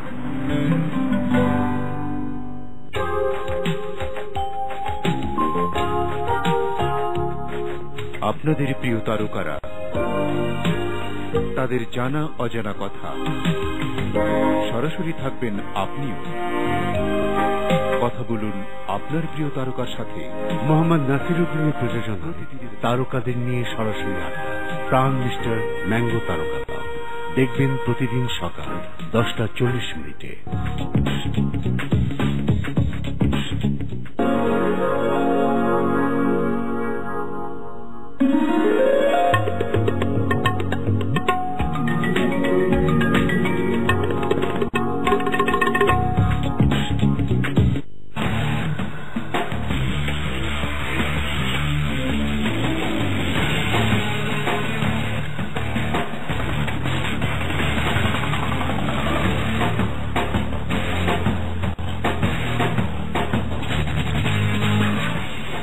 প্রিয় দর্শক, আরটিভির বিশেষ আলোচনা আরএফএল গোল টেবিলে আপনাদের আরেকবার স্বাগত জানাচ্ছি। আমরা কথা বলছিলাম সমাধান কি সংলাপে নাকি সংঘাতে। এ বিষয়ে আপনারা আমাদের সঙ্গে আছেন, আমাদের সঙ্গে বিজ্ঞ আলোচকরা আছেন। আমি যাব রাজনৈতিক বিশ্লেষণ অধ্যাপক ডক্টর পিয়াস করিমকে। আপনি কি মনে করছেন, সংলাপের সম্ভাবনা কি আছে নাকি সংঘাতই হবে আমাদের এখানে? আমি 5টা সম্ভাবনা দেখি। একটা হচ্ছে যে বেস্ট কেস সিনারিও, যেটা হতে পারে যে দুই পক্ষের মধ্যে আলাপ আলোচনা করে একটা সমাধানে পৌঁছানো যাবে। আমি আনফর্চুনেটলি তার খুব বেশি সম্ভাবনা দেখতে পাচ্ছি না এই মুহূর্তে। রাজনীতি বিজ্ঞান তো পারফেক্ট সায়েন্স না, পরশুদিন মতামত পাল্টে যেতে পারে, আগামী সপ্তাহে ঘটনা প্রবাহ অন্য কিছু প্রমাণ করতে পারে। কিন্তু আজকে এই মুহূর্তে দাঁড়িয়ে আমি খুব বেশি আশাবাদী হতে পারছি না। যদি না হয় তাহলে কি হবে? 4টা জিনিস হতে পারে। একটা হচ্ছে আওয়ামী লীগ বিএনপিকে ছাড়া নির্বাচন যাওয়ার চেষ্টা করতে পারে, সাস্টেন করতে পারবে না, সেটা অন্য বিতর্ক। এটা হচ্ছে এক। 2 নম্বর হতে পারে যে আন্দোলনের মুখে আওয়ামী লীগ বাধ্য হতে পারে কম্প্রোমাইজ করতে, যেটা আলাপ আলোচনায় প্রথমে করা যেত। 3 হতে পারে আন্দোলনের মুখে আওয়ামী লীগ সরকারের পতন হতে পারে। 4 নম্বর হচ্ছে অসাংবিধানিক শক্তি ক্ষমতায় আসতে পারে। এই 4টা অপশন আমি দেখতে পাচ্ছি যদি আলাপ আলোচনার মধ্য দিয়ে সমাধানে পৌঁছানো না যায়। জোনায়েদ থেকে আপনি যদি বলেন, এই যে নির্বাচনকারী সরকার নিয়ে পুরো আলোচনাটা আমরা দেখি গত 4 বছর ইলেকট্রাল ডেমোক্রেসির মধ্যে আটকে পড়ে গেছি। আমরা দেখি নির্বাচন হয়, নির্বাচন ইশতেহার থাকে, যারা নির্বাচিত হয় ইশতেহার কতটুকু তারা বাস্তবায়ন করেন, জনগণের স্বার্থ তারা কতটুকু দেখেন। শুধু ইলেকট্রাল ডেমোক্রেসির জায়গা থেকে বেরিয়ে একটা সাবস্টেন্টিভ ডেমোক্রেসিতে আমরা পৌঁছতে চাই। সেই জন্য আসলে কি করা দরকার আমাদের? সেই আলোচনায় যাওয়ার মানে আমরা করব, কিন্তু আমি বর্তমান সংকট নিয়ে আমরা যদি আলোচনাটা আসলে করা উচিত, এবং যে কথাটা বলছিলাম যে বর্তমান নির্বাচনী সংকটের চরিত্রটা কি এবং কারণটা কি, সেদিকে বোধহয় আমাদের একটু তাকানো দরকার। এবং বর্তমান যে সংকটটা হচ্ছে এটা কিন্তু নতুন কোনো সংকট না, এটা একটা পুরনো সংকট। সে কারণেই আমাদের অতীত ভুলে গেলে চলবে না, এবং আমাদের যেহেতু স্মৃতি আমরা খুব দ্রুতই ভুলে যেতে পারি বলে মনে হয়, সে কারণে আমাদের অতীতটা আবার স্মরণে আনা দরকার। 1991 সালের নির্বাচনের পরে, সেটাও কিন্তু এক ধরনের তত্ত্বাবধায়ক সরকার ছিল। বর্তমান প্রধানমন্ত্রী শেখ হাসিনা সেই সময় আওয়ামী লীগের সভানেত্রী হিসেবে বলেছিলেন যে সূক্ষ্ম কারচুপি হয়েছে। আপনারা জানেন 1995 সালে আওয়ামী লীগ মাগুরা নির্বাচনকে দৃষ্টান্ত হিসেবে দেখিয়ে তারা বলল যে কোন দলীয় সরকারের অধীনে সুষ্ঠু নির্বাচন হতে পারে না, এবং তারা আন্দোলন শুরু করলো। সেই আন্দোলন কিভাবে, এবং শেখ হাসিনা তখন বলেছিলেন যে তত্ত্বাবধায়ক সরকার ছাড়া কোনো নির্বাচন হতে দেওয়া হবে না। খালেদা জিয়া প্রত্যুত্তর বলেছিলেন যে পাগল এবং শিশু ছাড়া কেউ নিরপেক্ষ নন, কাজেই তত্ত্বাবধায়ক সরকারের দাবি কোন যৌক্তিক দাবি নয়। আপনারা জানেন যে সেই 96 সালের নির্বাচনের আগে বাংলাদেশের কূটনীতিকদের তৎপরতা, এমনকি জাতিসংঘ, কমনওয়েলথ মহাসচিব, তাদের ঘন ঘন আসা, বৈঠক, সবকিছু হয়েছে। কমনওয়েলথ প্রতিনিধি স্যার নিনিয়ান স্টিফেন সেই সময় খালেদা জিয়াকে প্রধানমন্ত্রী রেখে সর্বদলীয় সরকারের প্রস্তাব দিয়েছিলেন। খালেদা জিয়া তাতে রাজি হয়েছিলেন। শেখ হাসিনা সেই সময়ে রেডিলি প্রত্যাখ্যান করেছেন, কোন সর্বদলীয় সরকার তিনি মানবেন না। 96 সালের 15 ফেব্রুয়ারি নির্বাচনের মধ্য দিয়ে তত্ত্বাবধায়ক সরকার প্রতিষ্ঠিত হলো, বিএনপি পরাজিত হলো। প্রধানমন্ত্রী শেখ হাসিনা 1995 সালে যে অভিযোগ তুলেছিলেন যে দলীয় সরকারের অধীনে কোনো নির্বাচন সুষ্ঠু হতে পারে না, আজকে 2013 সালে এসে সেই একই রকম দলীয় সরকারে ফিরে গিয়ে কেন নির্বাচন সুষ্ঠু হতে পারে তার জবাব তাকে দিতে হবে। একই সাথে আমি বলবো বিরোধী দলীয় নেত্রী খালেদা জিয়া তাকেও জবাব দিতে হবে কেন তত্ত্বাবধায়ক সরকার, যেটা দলীয়কৃত করার ক্ষেত্রে তাদের ভূমিকা 2006 সালে আমরা দেখেছি, কেন সেটা দলীয়করণের বাইরে থাকবে। এই যে দলীয় সরকারের ফর্মুলা কিংবা নির্দলীয় সরকারের আজকের আওয়াজ, এটা কোনোটাই যে সমাধান নয়, এটা ইতিমধ্যেই প্রমাণিত। কেন তাহলে এই সংকটটা হচ্ছে এই কারণেই যে যারা ক্ষমতায় যান, বিশেষত আমাদের এই দুই পক্ষ, তারা ক্ষমতায় গেলে ক্ষমতা ছাড়তে চান না, ক্ষমতাটাকে জমিদারি ভাবেন। কেননা বাংলাদেশে 72 সাল থেকে আমরা দেখে আসছি 42 বছরে রাষ্ট্র ক্ষমতা হচ্ছে চুরি, দুর্নীতি, লুটপাটের মধ্য দিয়ে টাকা আহরণের প্রধান অস্ত্র, এবং সেটা কারণেই তার সাথে পরিবারতন্ত্র যুক্ত হয়েছে, এবং তার সাথে প্রথম থেকেই 72 সাল থেকে যেটা যুক্ত হয়েছে আমাদের সংবিধানের একটা স্বৈরতান্ত্রিক ক্ষমতা কাঠামো। এক ব্যক্তির হাতে সমস্ত ক্ষমতা, বিচার বিভাগ, আইনসভা, নির্বাহী বিভাগ, কোন ইনস্টিটিউশন দাঁড়ায় নাই। বিচার বিভাগ স্বাধীনভাবে দাঁড়াতে পারে নাই, আপনার নির্বাচন কমিশন দাঁড়ায় নাই, দুর্নীতি দমন কমিশন দাঁড়ায় নাই, কোন প্রতিষ্ঠান যে আমরা রাষ্ট্র হিসেবে আমি আপনার কাছে আবার আসবো মাহিবি চৌধুরী, আপনি যদি বলেন। জি, আমি আপনার কাছে আবার আসবো, আপনি অনেক বেশি সময় নিচ্ছেন, সময়টাও গণতান্ত্রিক ভাবে বন্টন করতে হবে। Please mister Mahibi Chowdhury. মাহি বলার আগে অবশ্যই উনি অনেক তেজস্বী বক্তৃতা করেছেন, আপনি সমাধান বলেন যে এই যে বর্তমান যে সমস্যাটা, দুইটাই তত্ত্বাবধায়ক সরকারের সমাধান নয়, সর্বদলীয় বা দলীয় সরকারের সমাধান নয়। আমি সমাধান বলে দিই, সমাধান হচ্ছে একটা গণতান্ত্রিক নির্বাচনী ব্যবস্থার প্রতিষ্ঠা। তার জন্য 1 নম্বর শর্ত হচ্ছে সংবিধানের গণতান্ত্রিকীকরণ, প্রধানমন্ত্রীর একক যে ক্ষমতা, স্বৈরতান্ত্রিক ক্ষমতা কাঠামো তার বদল। 2 নম্বর হচ্ছে এখন তো আমরা তাৎক্ষণিক সমস্যার মধ্যে আমরা দাঁড়িয়ে আছি, একটা ইমিডিয়েট সমস্যার মধ্যে আমরা দাঁড়িয়ে আছি, করতে হবে সেই নির্বাচনটা সমাধান বলছেন।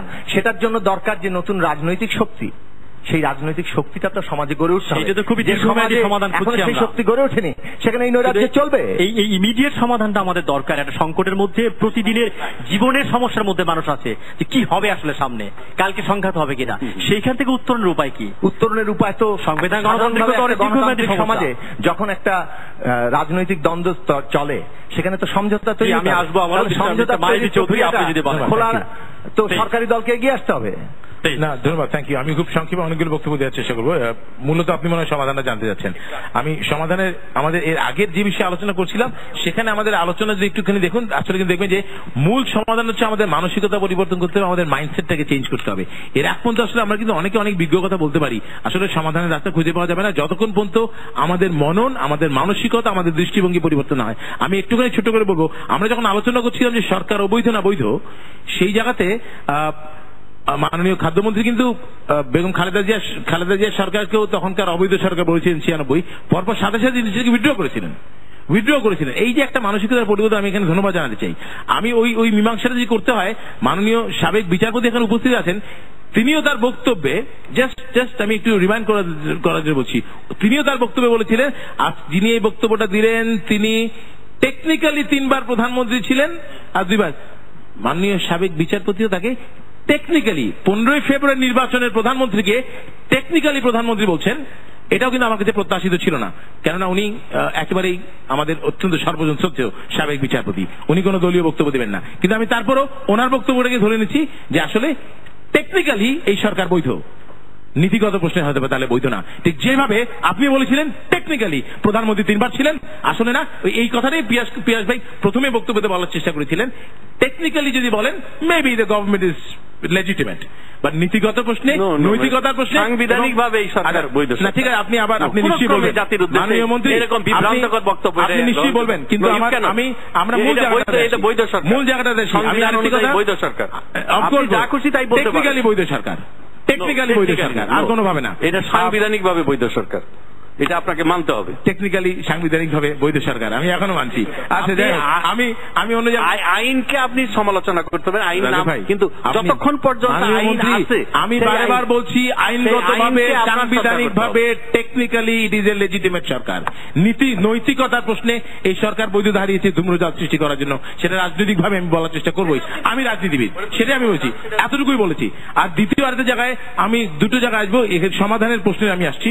এখানে সংসদ অবৈধ আর সরকার অবৈধ জায়গা আমি বলেছিলাম, আমার মনে বলতে বা বোঝাতে ভুল হয়েছিল যে সরকার অবৈধ হওয়া মানেই যে সংসদ অবৈধ হয়ে যাওয়া, এটা কিন্তু আমি মানি না, কথাটা ঠিক না। কেননা সংসদ আগে প্রতিষ্ঠিত হয়, তারপরে সরকার প্রতিষ্ঠিত হয়। অতএব যদি অনাস্থা ভোটে 151টি ভোট সরকারের বিরুদ্ধে যায়, সেই সরকার কিন্তু ভেঙে দিতে হয়, সংসদ কিন্তু ভেঙে দিতে হয় না।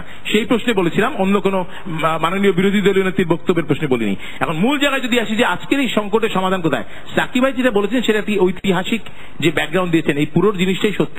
এবং পুরো জিনিসটাই বাংলাদেশ স্বাধীনতার পর থেকে আমরা দলীয় সরকারের অধীনেও নির্বাচন দেখেছি, আমরা নির্দলীয় সরকারের অধীনেও নির্বাচন দেখেছি। দুটো সরকার নির্বাচনের সময় যেই দল যেই পক্ষ হারে তাদের সেই নির্বাচন সম্পর্কে হাজার হাজার অভিযোগের কথা শুনেছি। দুটোই কিন্তু কারেক্ট সাকিব ভাই, কারেক্ট। বাট তারপরও আমাকে কম্পেয়ার করতে হবে। আমি এখন পর্যন্ত খেয়েছি আপেল আর পেয়ারা, আমি এই দুইটার মধ্যেই কম্পেয়ার করবো ভাই। এই দুইটার মধ্যে কম্পেয়ার করলে সবচেয়ে বেশি গ্রহণযোগ্য নির্দলীয় তত্ত্বাবধায়ক সরকার।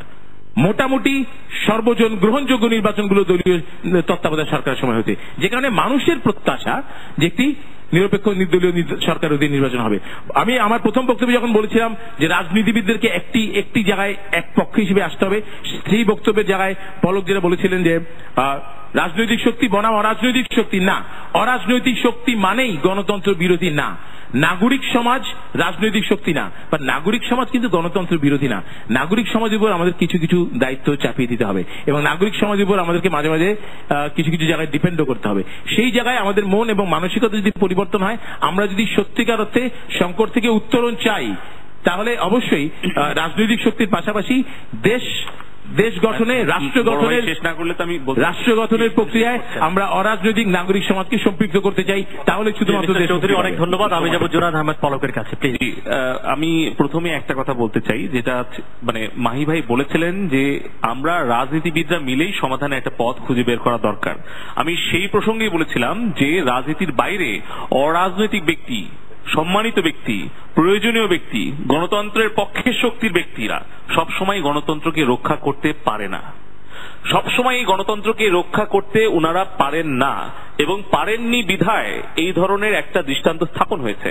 যেরকম জুনায়েদ সাকিব ভাই বলেছেন যে আমাদের এই দুই দল যে বারবার 91 পর থেকে আসছেন, আমরা কিন্তু এই দুই দলের বাইরেও 18 মাস দেখেছি এই দুইটা রাজনৈতিক দলের বা দুইটা রাজনৈতিক জোটের বাইরে যারা এসেছিলেন, যাদের কথা এখন মাহি ভাই বললেন যে তাদের প্রতিও আমাদের কিছু দায়িত্ব চাপিয়ে দিতে হবে, বা এই ধরনের কথা আপনি নিশ্চয়ই বলতে চেয়েছেন।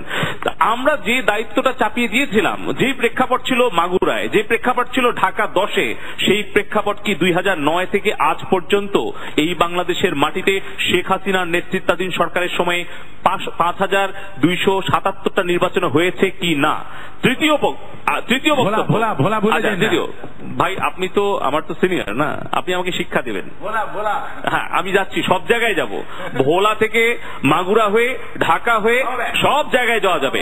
নিশ্চয়ই এইটার তুলনা করতে গেলে আমরা বিএনপির জোটের থেকে অনেক বেশি গণতান্ত্রিক অবস্থান আমরা সুসংগত করেছি। তৃতীয়ত কথা হচ্ছে যে আজকের এই সংকট সমাধানের পথে যখন 18ই অক্টোবর যখন মাননীয় প্রধানমন্ত্রী জাতির উদ্দেশ্যে ভাষণ দিলেন, সারা দেশবাসী কিন্তু তাকিয়েছিলেন, সরকারি দল, বিরোধী দল, সকলেই। উনি ওনার বক্তব্যের প্রথম থেকে শুরু করে শেষ অবধি পর্যন্ত দেশের সকল মানুষ, সুশীল সমাজ, নাগরিক সমাজ, সম্মানিত ব্যক্তিগণ, রাজনৈতিক অরাজনৈতিক সবাই তার বক্তব্য এবং প্রস্তাবকে স্বাগত জানিয়েছিলেন।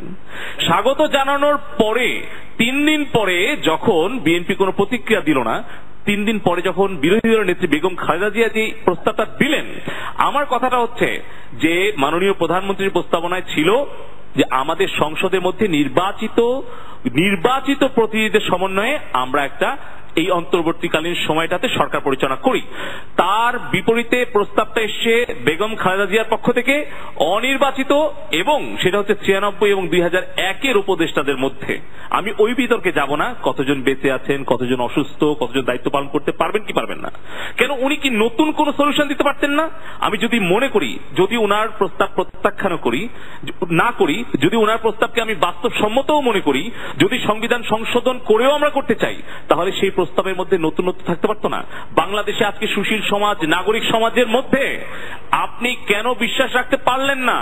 এখন বর্তমানে কি সাবেক উপদেষ্টা নন এরকম কোন ব্যক্তিকে খালেদা জিয়া বিশ্বাস করেন না?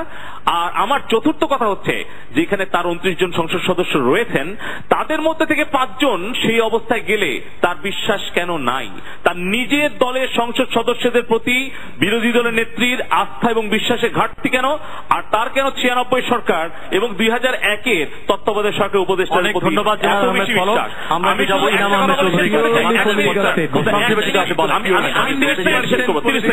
30 সেকেন্ডে শেষ করব। এই মুহূর্তে যে সংকটের সমাধানে শান্তিপূর্ণ পথে এগুচ্ছে সেটা সরকার প্রমাণ করেছে, বিরোধী দলকে সমাবেশে অনুমতি দিয়েছে সোহরাওয়ার্দী উদ্যানে। বিরোধী দলও সংকটে যে শান্তিপূর্ণ সমাধান চায় তার প্রমাণ দিয়েছে তাদের মহাসচিব। এই সোহরাওয়ার্দী উদ্যানেই পল্টনের জেদ ছেড়ে দিয়ে তারা কিন্তু সম্মত হয়েছে সোহরাওয়ার্দী উদ্যানে যেতে। তাই আজকে বলতে চাই, এই মধ্যরাতে 12:30টার সময় সারা দেশের 64টা ডিস্ট্রিক্টে আজকে যেন সাংঘর্ষিক অবস্থা তৈরি না হয়, তার জন্য অন্তত এখানে যারা বাংলাদেশের অতি সম্মানিত ব্যক্তিগণ আছেন, আপনারা দয়া করে এমন কোন মেসেজ দিবেন না দেশবাসীকে যেন কালকে সেই সংঘাতটা শুরু না হয়। তাই এই বৈধ সরকার, এই বৈধ সরকার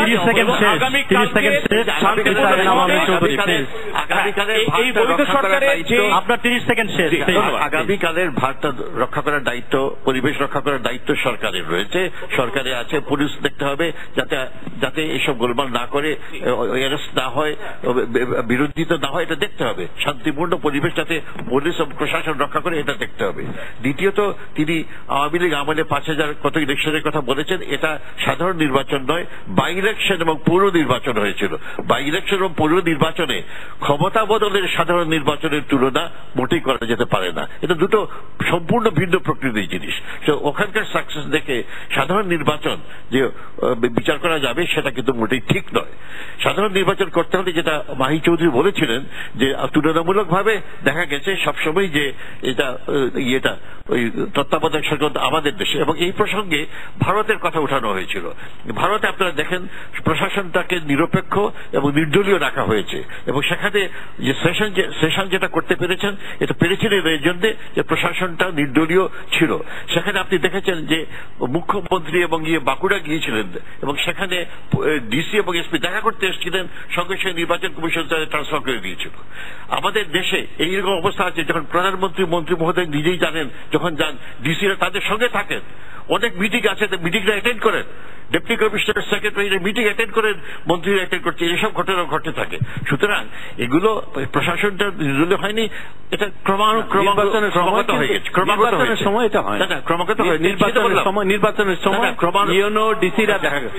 সুতরাং আমার কথা হচ্ছে যে বর্তমানে যে অবস্থা হয়েছে, এটা স্কেডিউল ডিক্লেয়ার করার পরে, তফসিল ডিক্লেয়ার করার পরে কেউ কোন সরকারি কর্মকর্তারা দেখা করে না। এখানে উপায়টা বলে শেষ উপায় হচ্ছে, ভারতের যে কথা বলা হয়েছিল, ভারতেও যেটা মাননীয় বিচারপতি মহোদয় বলেছেন, সেখানে সংসদ বজায় রেখে নির্বাচন এমনি হয়নি, সাধারণ নির্বাচনের পরে পার্লামেন্টটাকে ডিসলভ করে দিয়ে, ইংল্যান্ডে ফ্রান্সে তো সব তাই হয়।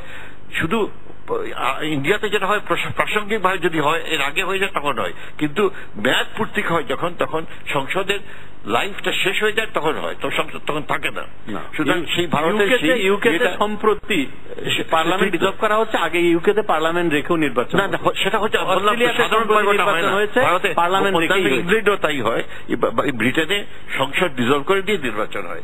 এবং তৃতীয়ত একটি মাত্র সমাধান রয়েছে, যে আমাদের একটা ব্যবস্থা করতে হবে যেখানে সব দল অংশগ্রহণ করতে পারে, সেটাই গ্রহণযোগ্য নির্বাচন। সেই ব্যবস্থাটা আমরা খুঁজছি, সেরকম কোনো সমাধান করতে হবে বিএনপির কাছে বা অন্যান্য দলের কাছে কোনটা গ্রহণযোগ্য হতে পারে, তাদের মতামতকে মূল্য দিতে হবে। এবং এই প্রসঙ্গে যে মিস্টার জুনায়েদ সাকি ঠিকই বলেছেন, এখানে সরকারের দায়িত্বই সবচেয়ে বড়, মুখ্য। তাদের অনেক ধন্যবাদ। মাননীয় মন্ত্রী যদি একটু বলেন, অবস্থায় বিএনপি অংশগ্রহণ করবে। আপনাকে অনেক ধন্যবাদ। একমত, সবার কাছে গ্রহণযোগ্য একটা নির্বাচন হবে। গতকাল বিরোধী দলের এমপি এম কানোয়ার যে কথাগুলো বলেছেন, যে উনিও বলেছেন যে আমরা বলেছি যে 10 জন প্রাক্তন উপদেষ্টাদের মাঝ থেকে আমরা 5 জন বেছে নিব। তার আগে আমাদের জনাব তোফায়েল আহমেদ সাহেব বলেছিলেন যেটা বাস্তবসম্মত না, অনেকেই মারা গেছে, অনেকেই অনীহা প্রকাশ করছে, এবং মনে হয় যে বিরোধী দলের নেত্রীরা চিন্তা ভাবনা করে এই প্রস্তাবটি দেন নাই। তার প্রেক্ষিতে এম কানোয়ার সাহেব বলেছেন ঠিক এইটাই হতে হবে তা না, আমরা এটাকে পরিবর্তন করেও একটা ইয়েতে যেতে পারি। জমিরুদ্দিন সরকার প্রস্তাবও দিয়েছেন, প্রস্তাবও দিয়েছেন, কাজেই সেটি কথা না। কথা হলো যে আমরা একটা সবার কাছে গ্রহণযোগ্য নির্বাচন চাই। সেই ক্ষেত্রে আমাদের মাননীয় প্রধানমন্ত্রী, আপনি জানেন গত ক্যাবিনেট মিটিং এর পরের দিন, পরশুদিন সকল পত্রপত্রিকায় নিউজ ছিল যে গত আজকের নিউজও আছে যে মাননীয় প্রধানমন্ত্রী প্রয়োজন হলে বিরোধী দলের নেত্রীর সাথেও কথা বলবেন, তাকে আমন্ত্রণ জানাবেন। আপনি জানেন যে ফখরুল ইসলাম আলমগীর উনি আমাদের সাধারণ সম্পাদককে চিঠি দিয়েছেন, সেই চিঠির আলোকে আমাদের সাধারণ সম্পাদক সৈয়দ আশরাফ কিন্তু তখনই আবার টেলিফোন করে এটাকে রেসিপ্রোকেট করেছে। কাজে এই ধরনের যে নাই তা না, আমরা কিন্তু চাচ্ছি যে সকলের গ্রহণযোগ্য একটা নির্বাচন। আমার দৃঢ় বিশ্বাস যে আলাপ আলোচনার মাধ্যমে এটি করা সম্ভব। জনাব অধ্যাপক পিয়াস করিম সাহেব যেটা বলেছেন 4টা অপশন, আমি কিন্তু ওনার সাথে একমত, কিন্তু আমাদের একটা অপশনই থাকতে হবে। আমরা কি জাতিকে যদি এগিয়ে নিয়ে যেতে চাই, আমি অ্যাপ্রুভ করছি না। হ্যাঁ সেটাই, না হলে আমার একটা আনকনস্টিটিউশনাল সরকার আসতে পারে, সেটা কোয়াইট লাইকলি। আমরা তো দেখেছি, আমাদের অভিজ্ঞতা রয়েছে।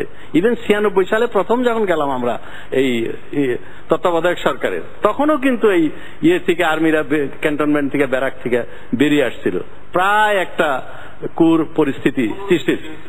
হ্যাঁ 15 দিন অপেক্ষা করতে হয়েছিল। কাজেই অসাংবিধানিক সরকার আমাদের রাজনৈতিক নেতাদের ব্যর্থতার জন্য যে কোনো সময় আসতে পারে। কাজেই সেটি আমাদের জন্য সবচেয়ে বেশি আমি একটা জিনিস একটু বলতে চাই, আমাদের যে তরুণ জোনায়েদ সাকি খুব তেজস্বী ভাষায় বলেছেন যে আমরা রাজনীতিবিদরা সব ক্ষেত্রেই ব্যর্থ হয়েছি। আমরা 2008 সালের নির্বাচনে এদেশে ক্ষমতায় এসেছিলাম জাতির কাছে কতগুলো প্রতিশ্রুতি। বাংলাদেশ সারা পৃথিবীতে পরিচিত ছিল ভিক্ষুকের জাতি হিসাবে, দুর্ভিক্ষের জাতি হিসাবে, ডিজাস্টারের এই দুর্যোগের জাতি হিসাবে।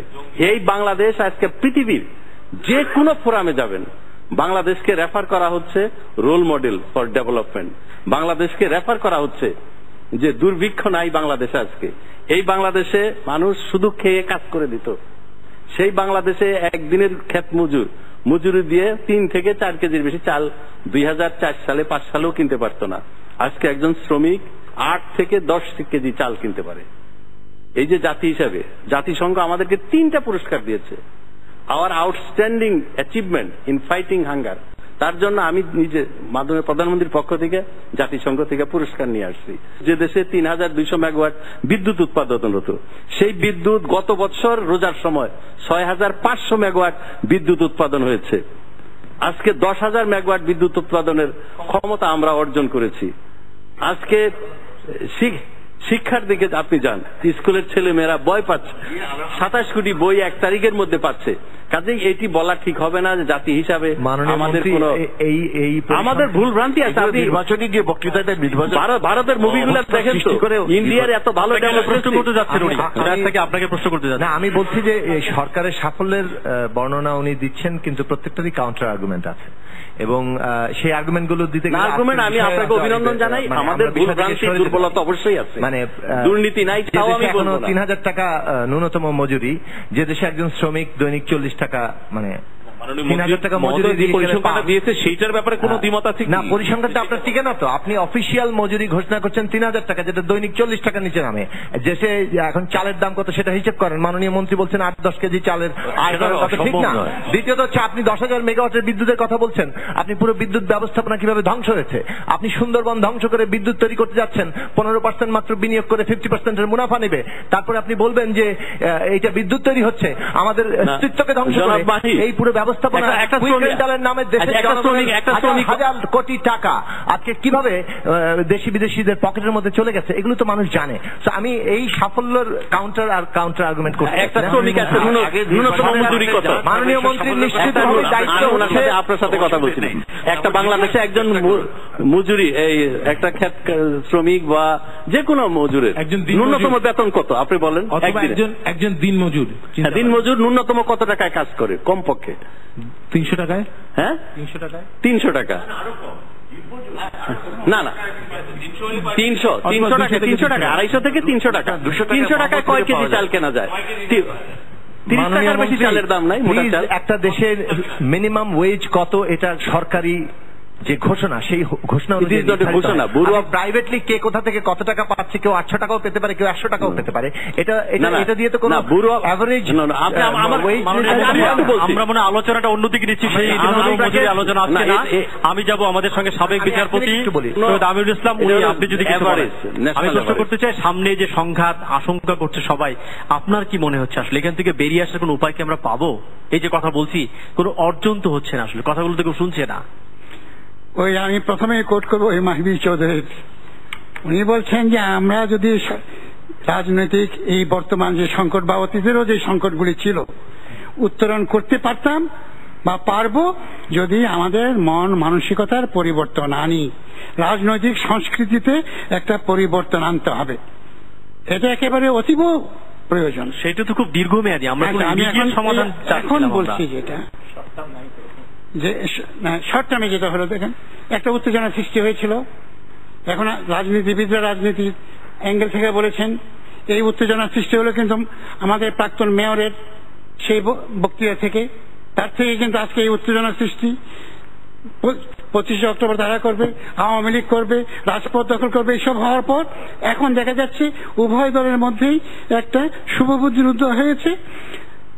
সরকার এই সারদা উত্তরণ দিয়েছেন এবং বিএনপিও সেটা মেনে নিয়েছেন। আমি যেটা একটু উদ্বিগ্ন বা উৎকণ্ঠিত যে আমি আওয়ামী লীগে যে আবার একটা ঘোষণা দিলেন যে ওনারা রাজপথে থাকবেন, রাজপথ দখলে রাখবেন, এইটা আমি মানে যারা প্রো পিপুল পলিটিক্যাল পার্টি হিসেবে নিজেদেরকে দাবি করেন তাদের কাছ থেকে আমি এই কর্মসূচিটা প্রত্যাশা করি নাই এই জন্যে আপনি এক্সকে একটা সমাবেশ করতে দিলেন সারোয়ার্দী উদ্যানে, আর সরকার দলীয় রাজনৈতিক দল বলছেন আমরা রাজপথ অলি গলি দখল করে রাখবো। সেই সমাবেশকে মোকাবেলা করবার জন্য শব্দ তিনি বলেছেন। স্বরাষ্ট্রমন্ত্রীর আগেও একবার বলেছিলেন ছাত্রলীগের নামও ব্যবস্থা করতে হবে। সুতরাং এই যদি পরিস্থিতি হয় তাতে সাধারণ নাগরিকের মনে একটা উৎকণ্ঠা বলতে চাই থাকবে, কিন্তু আমাদের সবাই মনে রাখতে হবে শান্তি শৃঙ্খলা রক্ষা করার দায়িত্ব সরকারের, সাধারণ নাগরিকের সবাই। সুতরাং সেই দিক দিয়ে সরকারকে কালকে যেন কোন রকম অনভিপ্রেত ঘটনা না ঘটে সেই দিকে তাদের সর্বপ্রকার প্রস্তুতি। অনেক ধন্যবাদ আপনাকে। আমি একটু যাবো বজায় রাখার আপ্রাণ চেষ্টা করতে হবে, তাদেরকে সফলতা অর্জন করতে হবে, করলেই তাদের রাজনৈতিক দলকে সংলাপে বসাতে বাধ্য করার কোন মেকানিজম আছে কিনা জনগণের পক্ষ থেকে? বলা হচ্ছে রোম যখন জ্বলছে নিরো তখন বাঁশি বাজাচ্ছে, বাকিরা কি তামসা দেখছিল? তো বাকি জনগণ আমরা কি করছি আসলে? জনগণকে পক্ষ থেকে কিছু করবার আছে কিনা? এই মুহূর্তে জনগণের কাছে মেকানিজম গুলো স্পষ্ট হচ্ছে না। স্পষ্ট তো হবে, হয়তো সমাধান জুনায়েদ সাকিদের কাছ থেকে হবে, হয়তো মাহিবি চৌধুরী যিনি সরকারি দল অংশ নন তাদের কাছ থেকে হবে, আমি জানি না, কিন্তু সমাধানটা আসতে হবে। যদি প্রধান দুটো রাজনৈতিক দল সমাধান করতে না পারে তাহলে জনগণের কাছ থেকে সমাধানের উদ্যোগটা হতে হবে। আমি ইচ্ছা করলে জনাব জুনায়েদ আহমেদ পলক যিনি ব্যক্তিগতভাবে আমার খুব প্রিয় ব্যক্তি বলে রাখি, যতই ঝগড়াঝাটি করি না কেন, এবং রাজ্জাক ভাই প্রিয় ব্যক্তি, মন্ত্রিসভার সবচেয়ে প্রিয় সদস্য, যে কয়েকজন বিবেকবান মানুষ আছেন তাদের একজন, আমি রেসপন্ড করতে পারতাম, এত সময় রুবায়ত আমাকে দেবে না। আমি জাস্ট সংক্ষেপে দুটো পয়েন্ট উল্লেখ করতে চাই। তত্ত্বাবধায়ক সরকার দাবিটি কিন্তু নতুন নয়। 1954 সালের নির্বাচনের আগে যুক্তফ্রন্ট যে 21 দফা দিয়েছিল তার শেষ দফাটি হচ্ছে নির্বাচনের 6 মাস আগে সরকারকে পদত্যাগ করতে হবে। এই দাবি কিন্তু 1954 সালে ফজলুল হক সোহরাওয়ার্দী মৌলানা ভাসানীর প্ল্যাটফর্ম থেকে উত্থাপিত হয়েছিল। আর 2 নম্বরটা হচ্ছে এই যে আওয়ামী লীগের নেতারা যে তত্ত্বাবধায়ক সরকার ভালো নয় এবং দলীয় সরকার নির্বাচন করতে হবে, এই বিবেকের উদয় তাদের কবে হলো? আপনি যদি আওয়ামী লীগের নির্বাচনী ম্যানিফেস্টো দেখেন 2008 সালে ইনসিডেন্টালি যেটা আপডেট হয়েছে 24 অক্টোবর, ঘড়ি কাটাছিলাম যে দায়িত্ব আমরা 2008-এ, সেখানে দুটো সেকশন আছে যে আওয়ামী লীগ নির্বাচন পরে কি করবে আর 2021 সালে আওয়ামী লীগের ভিশন কি। তার প্রথম বাক্যটাতে আওয়ামী লীগের নির্বাচনী ম্যানিফেস্টোতে তত্ত্বাবধায়ক সরকারের কথা বলা হয়েছে। আওয়ামী লীগ ধরে নিচ্ছে 2021 সাল পর্যন্ত তত্ত্বাবধায়ক সরকার থাকবে, তাদের ম্যানিফেস্টোয় উল্লেখ করেছে। জনগণের কোন ম্যান্ডেট আওয়ামী লীগ নেয়নি তত্ত্বাবধায়ক সরকার বাতিল করার জন্য। হঠাৎ করে তাদের এই বুদ্ধির উদয় কোত্থেকে হলো, এটা জনগণের প্রশ্ন করার অধিকার কিন্তু আছে। আমরা তো এই প্রশ্নের জবাব বারবার দিয়েছি যে কি পরিস্থিতিতে আমরা তত্ত্বাবধায়ক সরকার থেকে সরে আসলাম। এখন তো সংবিধানে এটি হয়েছে যে একটা যে সরকার আছে সেই সরকারই নির্বাচন করবে। সেখানেও আমরা সংবিধান 15 বার সংশোধন হতে পেরেছে, দরকার আরেকবার না, সেটাও আমি আপনার সাথে একমত যে সেটা হতে পারে, সংবিধান যে এই সংশোধন হতে পারে তা না, কিন্তু আমরা বলছি যে আমাদের অতীতের অভিজ্ঞতা, বিশেষ করে 2006 সালে 7 সালে আমাদের যে তিক্ত অভিজ্ঞতা, সাংবিধানিক সরকার আসার যে সম্ভাবনা দেখা দিয়েছিল, গণতন্ত্র যে ব্যাহত নস্যাৎ হওয়ার সম্ভাবনা দেখা দিয়েছিল, সেই পরিস্থিতি আমরা পেরিয়ে এসেছি। কাজে আরেকবার আমরা সেই পরিস্থিতি হওয়ার সুযোগ দিতে চাই না। সেই জন্য আমরা বলছি যে বর্তমান সংবিধানের আলোকে কিভাবে একটা সুষ্ঠু সুন্দর সমাধান বের করা যায় সেটা আমরা বারবার সেই নিয়ে আলোচনা করে প্রয়োজন মতো সংবিধান পরিবর্তন করতে হবে। আমি যে সমাধানের কথা বলছি যে একটা স্বাধীন নির্বাচনী ব্যবস্থা যদি আমাদের এখানে আমরা প্রতিষ্ঠা করতাম, একটা গণতান্ত্রিক রাষ্ট্র যদি আমরা প্রতিষ্ঠা করতাম, তাহলে আমাদের এই সংকট হতো না। এবং সেটাকে আমরা লক্ষ্য হিসেবে ঠিক না করে আমরা কেবল সাময়িক সমাধান খুঁজছি। যদি মাননীয় প্রধানমন্ত্রী আন্তরিকই হতেন যে অনির্বাচিত ব্যবস্থা তিনি চান না, তাহলে তিনি কেবলমাত্র back to the square one, ওই একই দলীয় সরকারে তো তিনি না গিয়ে সংবিধানের গণতান্ত্রিক কাঠামো সৃষ্টিতে 2/3 চাইতে 4/5 সংখ্যাগরিষ্ঠতা তাদের আছে, তাহলে সেটাতে তিনি যেতে পারতেন। তিনি কিন্তু সেখানে যাননি। একটা স্বাধীন নির্বাচন কমিশন গঠন করা যেত, সেটাতে তিনি যাননি। এটা করা সম্ভব এবং আজকের দিনেও জনগণের আজকে সেই রাজনীতির জন্যই সংগ্রাম করা দরকার, তাহলে বাংলাদেশের মুক্তি। একটা শেষ কথা বলি, সেটা হচ্ছে এই যে বর্তমান পর্যায়ে যদি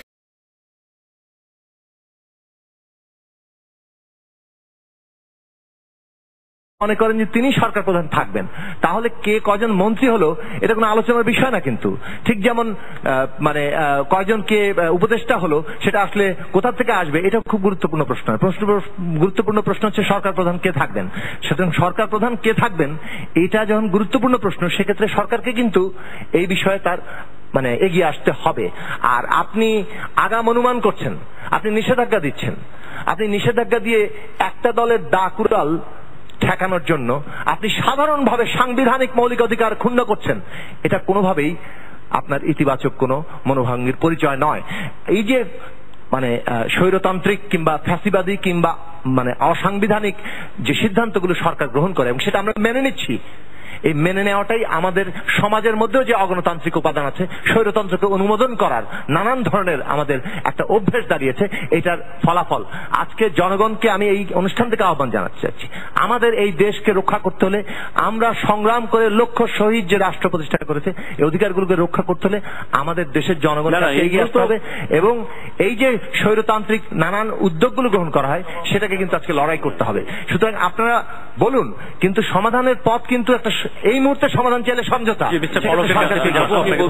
আসলে যেটা আমাদের মধ্যে হয়েছে সেটা হচ্ছে যে আমরা সবসময় রাজনৈতিক বক্তব্য দিতে দিতে এত বেশি অভ্যস্ত হয়ে গেছি যে আসলে কোনো মানে বাস্তবসম্মত সমাধানের পথটা আমরা খুঁজতেও চাই না, বা আমরা আসলে হয়তো জানলেও বলতে চাই না।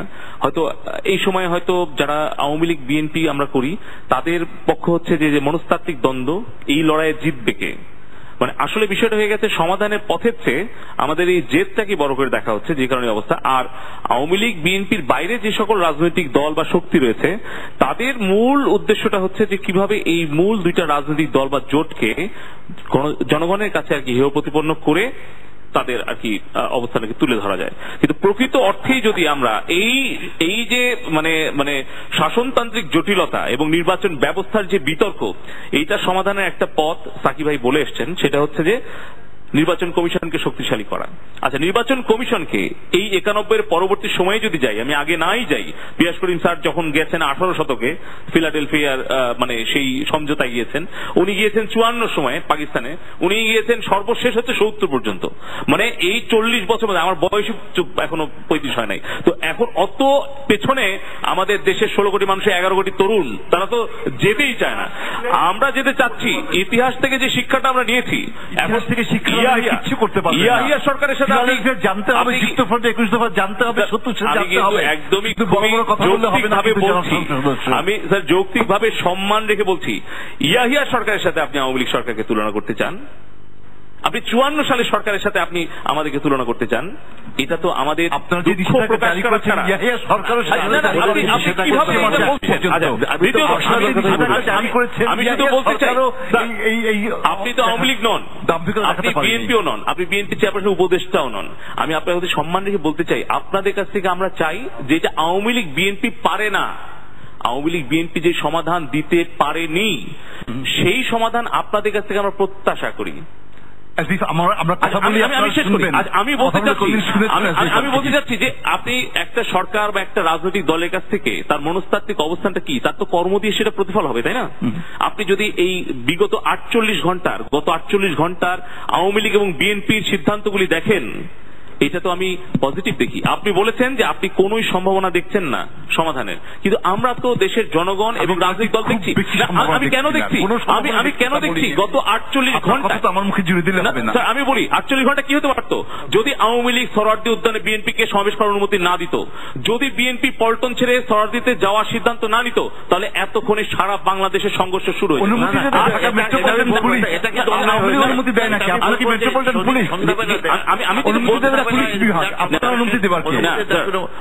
আমি একটা কথা বলে শেষ করতে চাই, সেটা হচ্ছে যে আমরা দেখেছি 2006 সালে 22 জানুয়ারির পর আওয়ামী লীগ বিএনপিকে একরকম কিন্তু সাংঘর্ষিক অবস্থা নিয়ে যাওয়ার জন্য তৃতীয় শক্তি কাজ করেছে। এটা সবার দ্বারা সমর্থিত এবং এটা কিন্তু স্বীকৃত।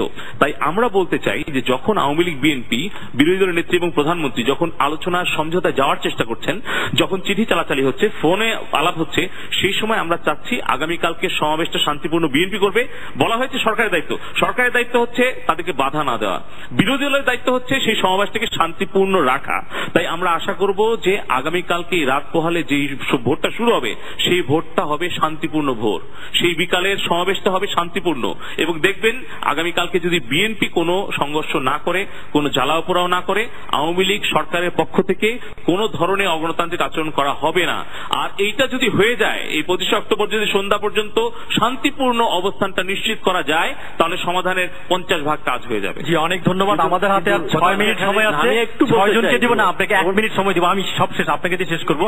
1 মিনিট সময়, 1 minute round please. Mahibi Chowdhury. ধন্যবাদ, থ্যাংক ইউ ভেরি মাচ।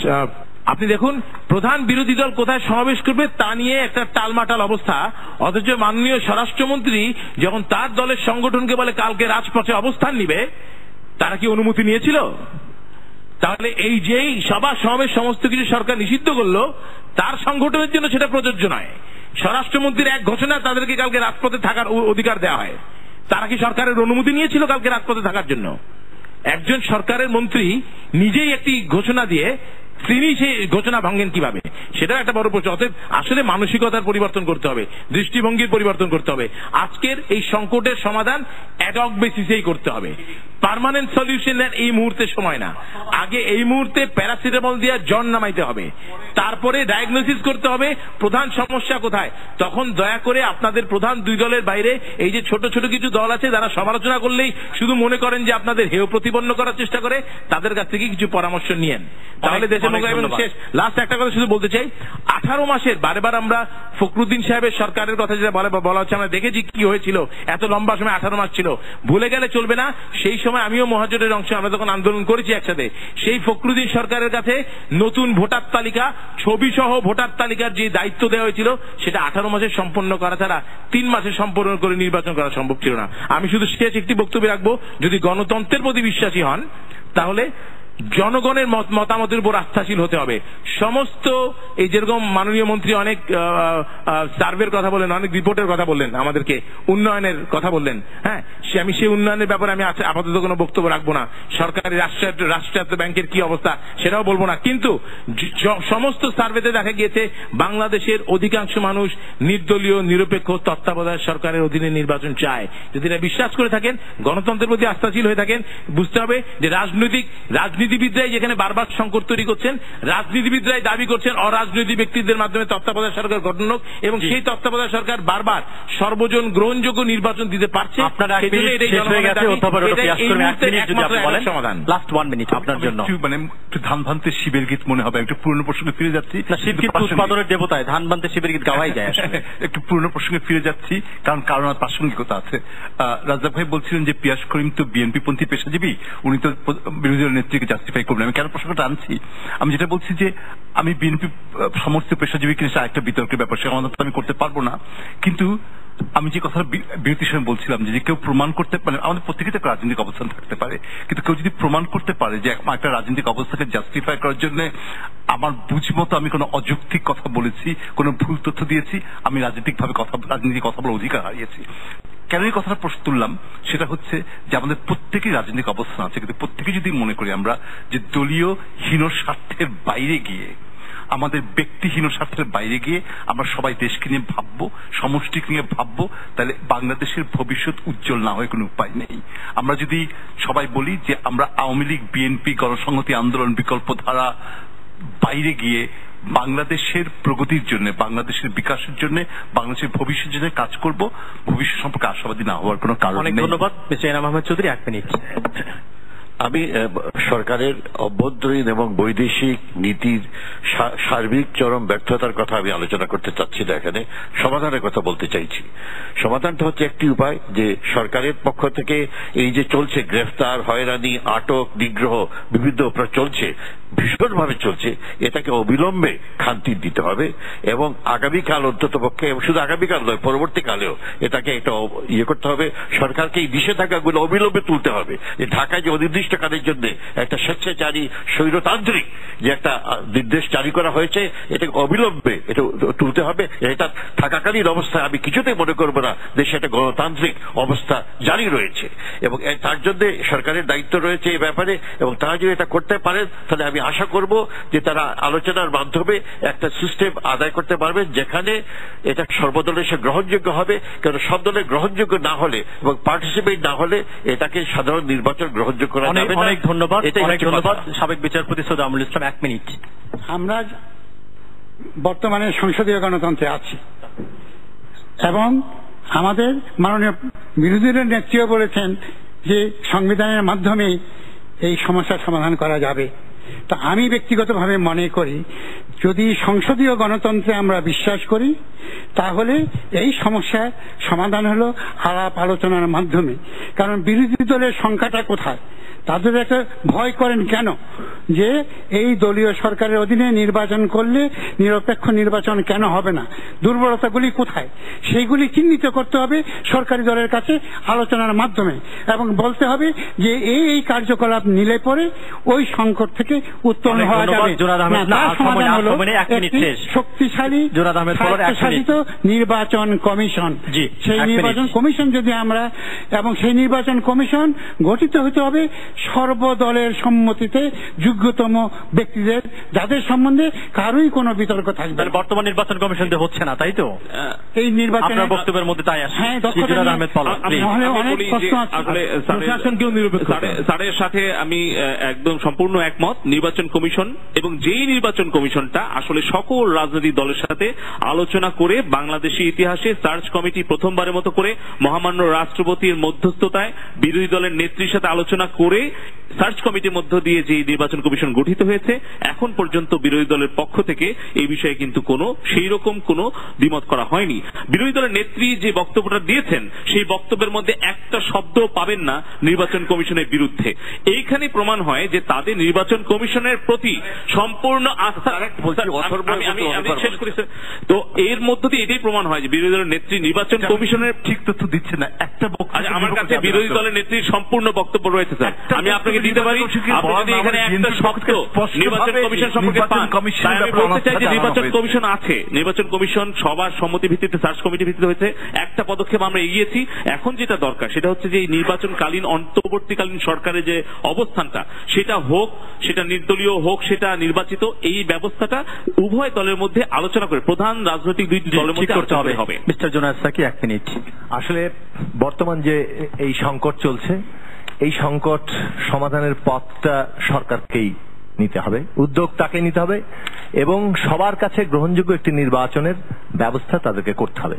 কি পথে সেটা হবে সরকারি, যেহেতু তারা ক্ষমতায় আছে, তাদেরকেই আসলে প্রধান উদ্যোগ তাদের জানি। আমি কথাটা শেষ করি, সেটা হচ্ছে এই, কিন্তু আমি আজকে এই সভা থেকে আবারও বলবো যে আমরা একটা গণতান্ত্রিক রাষ্ট্র, যেটা আমাদের মুক্তিযুদ্ধের অঙ্গীকার, তার জন্য কি আমরা লড়াই করতে প্রস্তুত থাকবো না? বাংলাদেশে যতক্ষণ পর্যন্ত এইভাবে অর্থনীতি, রাজনীতি, সংস্কৃতি চলবে, ততক্ষণ পর্যন্ত আমরা কোনো গণতান্ত্রিক ব্যবস্থায় যেতে পারবো না। ধন্যবাদ। জনগণের কাছে আহ্বান যে এই গণতান্ত্রিক রাষ্ট্র প্রতিষ্ঠার জন্যই আমাদের নতুন রাজনীতির দরকার, সেই লড়াইটাই বরং আমাদের সমাধানের পথ। খাদ্যমন্ত্রী ডক্টর আব্দুল রাজ্জাক, আপনাকে নিয়ে শেষ করবো। শেষ এক মিনিট। শুরুদেবের জন্য বলতে চাই, আমি একজন মুক্তিযোদ্ধা, অস্ত্র হাতে নিয়ে যুদ্ধ করেছি। আমি কোনোদিনই নৈরাজ্য বাস করি না, নৈরাশ্যতেও ভুগি না। কাজেই আমি খুবই আশাবাদী মানুষ। আমার দৃঢ় বিশ্বাস সকল রাজনৈতিক দল মিলে অবশ্যই এই সংঘাতময় পরিবেশ থেকে ফিরে এসে একটা শান্তিপূর্ণ নির্বাচনের জন্য যে কোনো একটা পথ খুঁজে বের করবে। আওয়ামী লীগ এদেশের বৃহত্তম রাজনৈতিক দল, 64 বছরের পুরানা রাজনৈতিক দল, প্রাচীনতম রাজনৈতিক দল। এই 64 বছরে আওয়ামী লীগ কোন স্বৈরাচারের সাথে, সামরিক অথবা অসামরিক, সাথে হাত মিলিয়ে কোনোদিন ক্ষমতায় ছিল না, কোনোদিন ক্ষমতায় আসে নাই। এখন যে বলা হচ্ছে যে সাময়িকভাবে এরশাদের সঙ্গে আপনাদের ঐক্যকে আপনি কিভাবে করবেন? আপনাদের স্বৈরাচার মহাজোটই করলেন। সে যুক্তি যদি আমি দিতে চাই, এরশাদ এই মুহূর্তে স্বৈরাচার না, যখন স্বৈরাচার ছিল এরশাদ সরকারের সাথে, এই মুহূর্তে কি ইতিহাস আপনি ধরবেন না? এটা কি বললেন আপনি?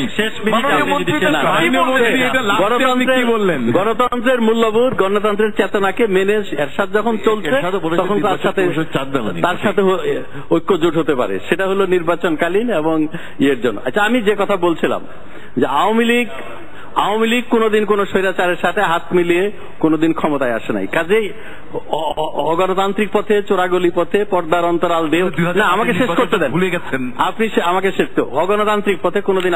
এখন যে অগণতান্ত্রিক সাময়িক ভাবে এইগুলো দেওয়া হয়েছে যাতে করে দেশে একটা অশান্তি না হয়, নাশকতা না হয়, একটা নৈরাজ্যের সৃষ্টি না করা হয়, এবং এই সরকার এবং নির্বাচনের পথে যে আমরা যাচ্ছি, ট্রানজিশন ফর ডেমোক্রেসি, তার আগে দেশে শান্তিপূর্ণ পরিবেশ রাখার জন্য সাময়িকভাবে কিছুটা বিধিনিষেধ দেওয়া হয়েছে। অনেক ধন্যবাদ। তো আজকেও আমি দেখেছি মাননীয় বিরোধী দলের নেত্রী তিনি প্রেস ক্লাবে বক্তব্য দিচ্ছেন, কালকেও উনি বক্তব্য দিবেন, এবং আমি একথাও বলছি যে উনি বলেছেন যে আমরা রাজপথে থাকবো বলেছি।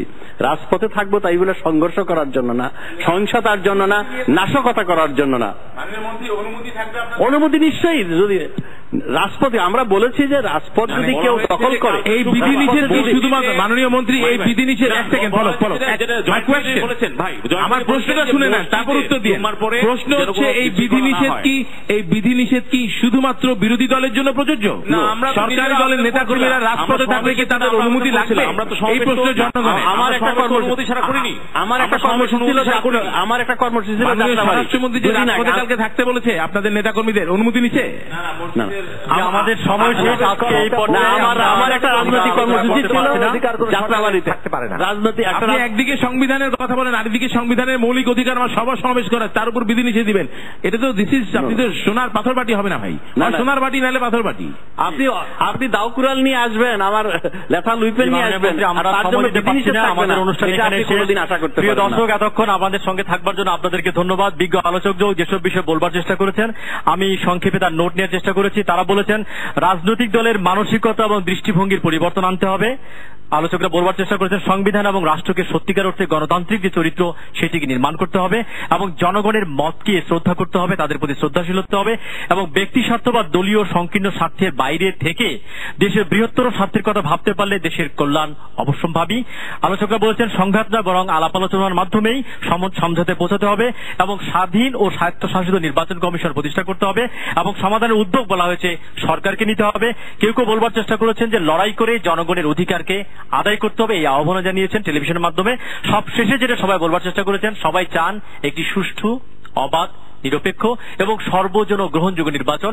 আমরা আশা করব এই সংঘাত, আমরা যদিও কোনো আশার আলো দেখছি না, তারপরও কোথাও একটা আশা আমাদেরকে দেখানো হবে যার মধ্য দিয়ে সত্যিকার একটি গ্রহণযোগ্য নির্বাচন আমরা পাবো। এতক্ষণ আমাদের সঙ্গে থাকবার জন্য ধন্যবাদ। ভালো থাকুন, নিরাপদে থাকুন।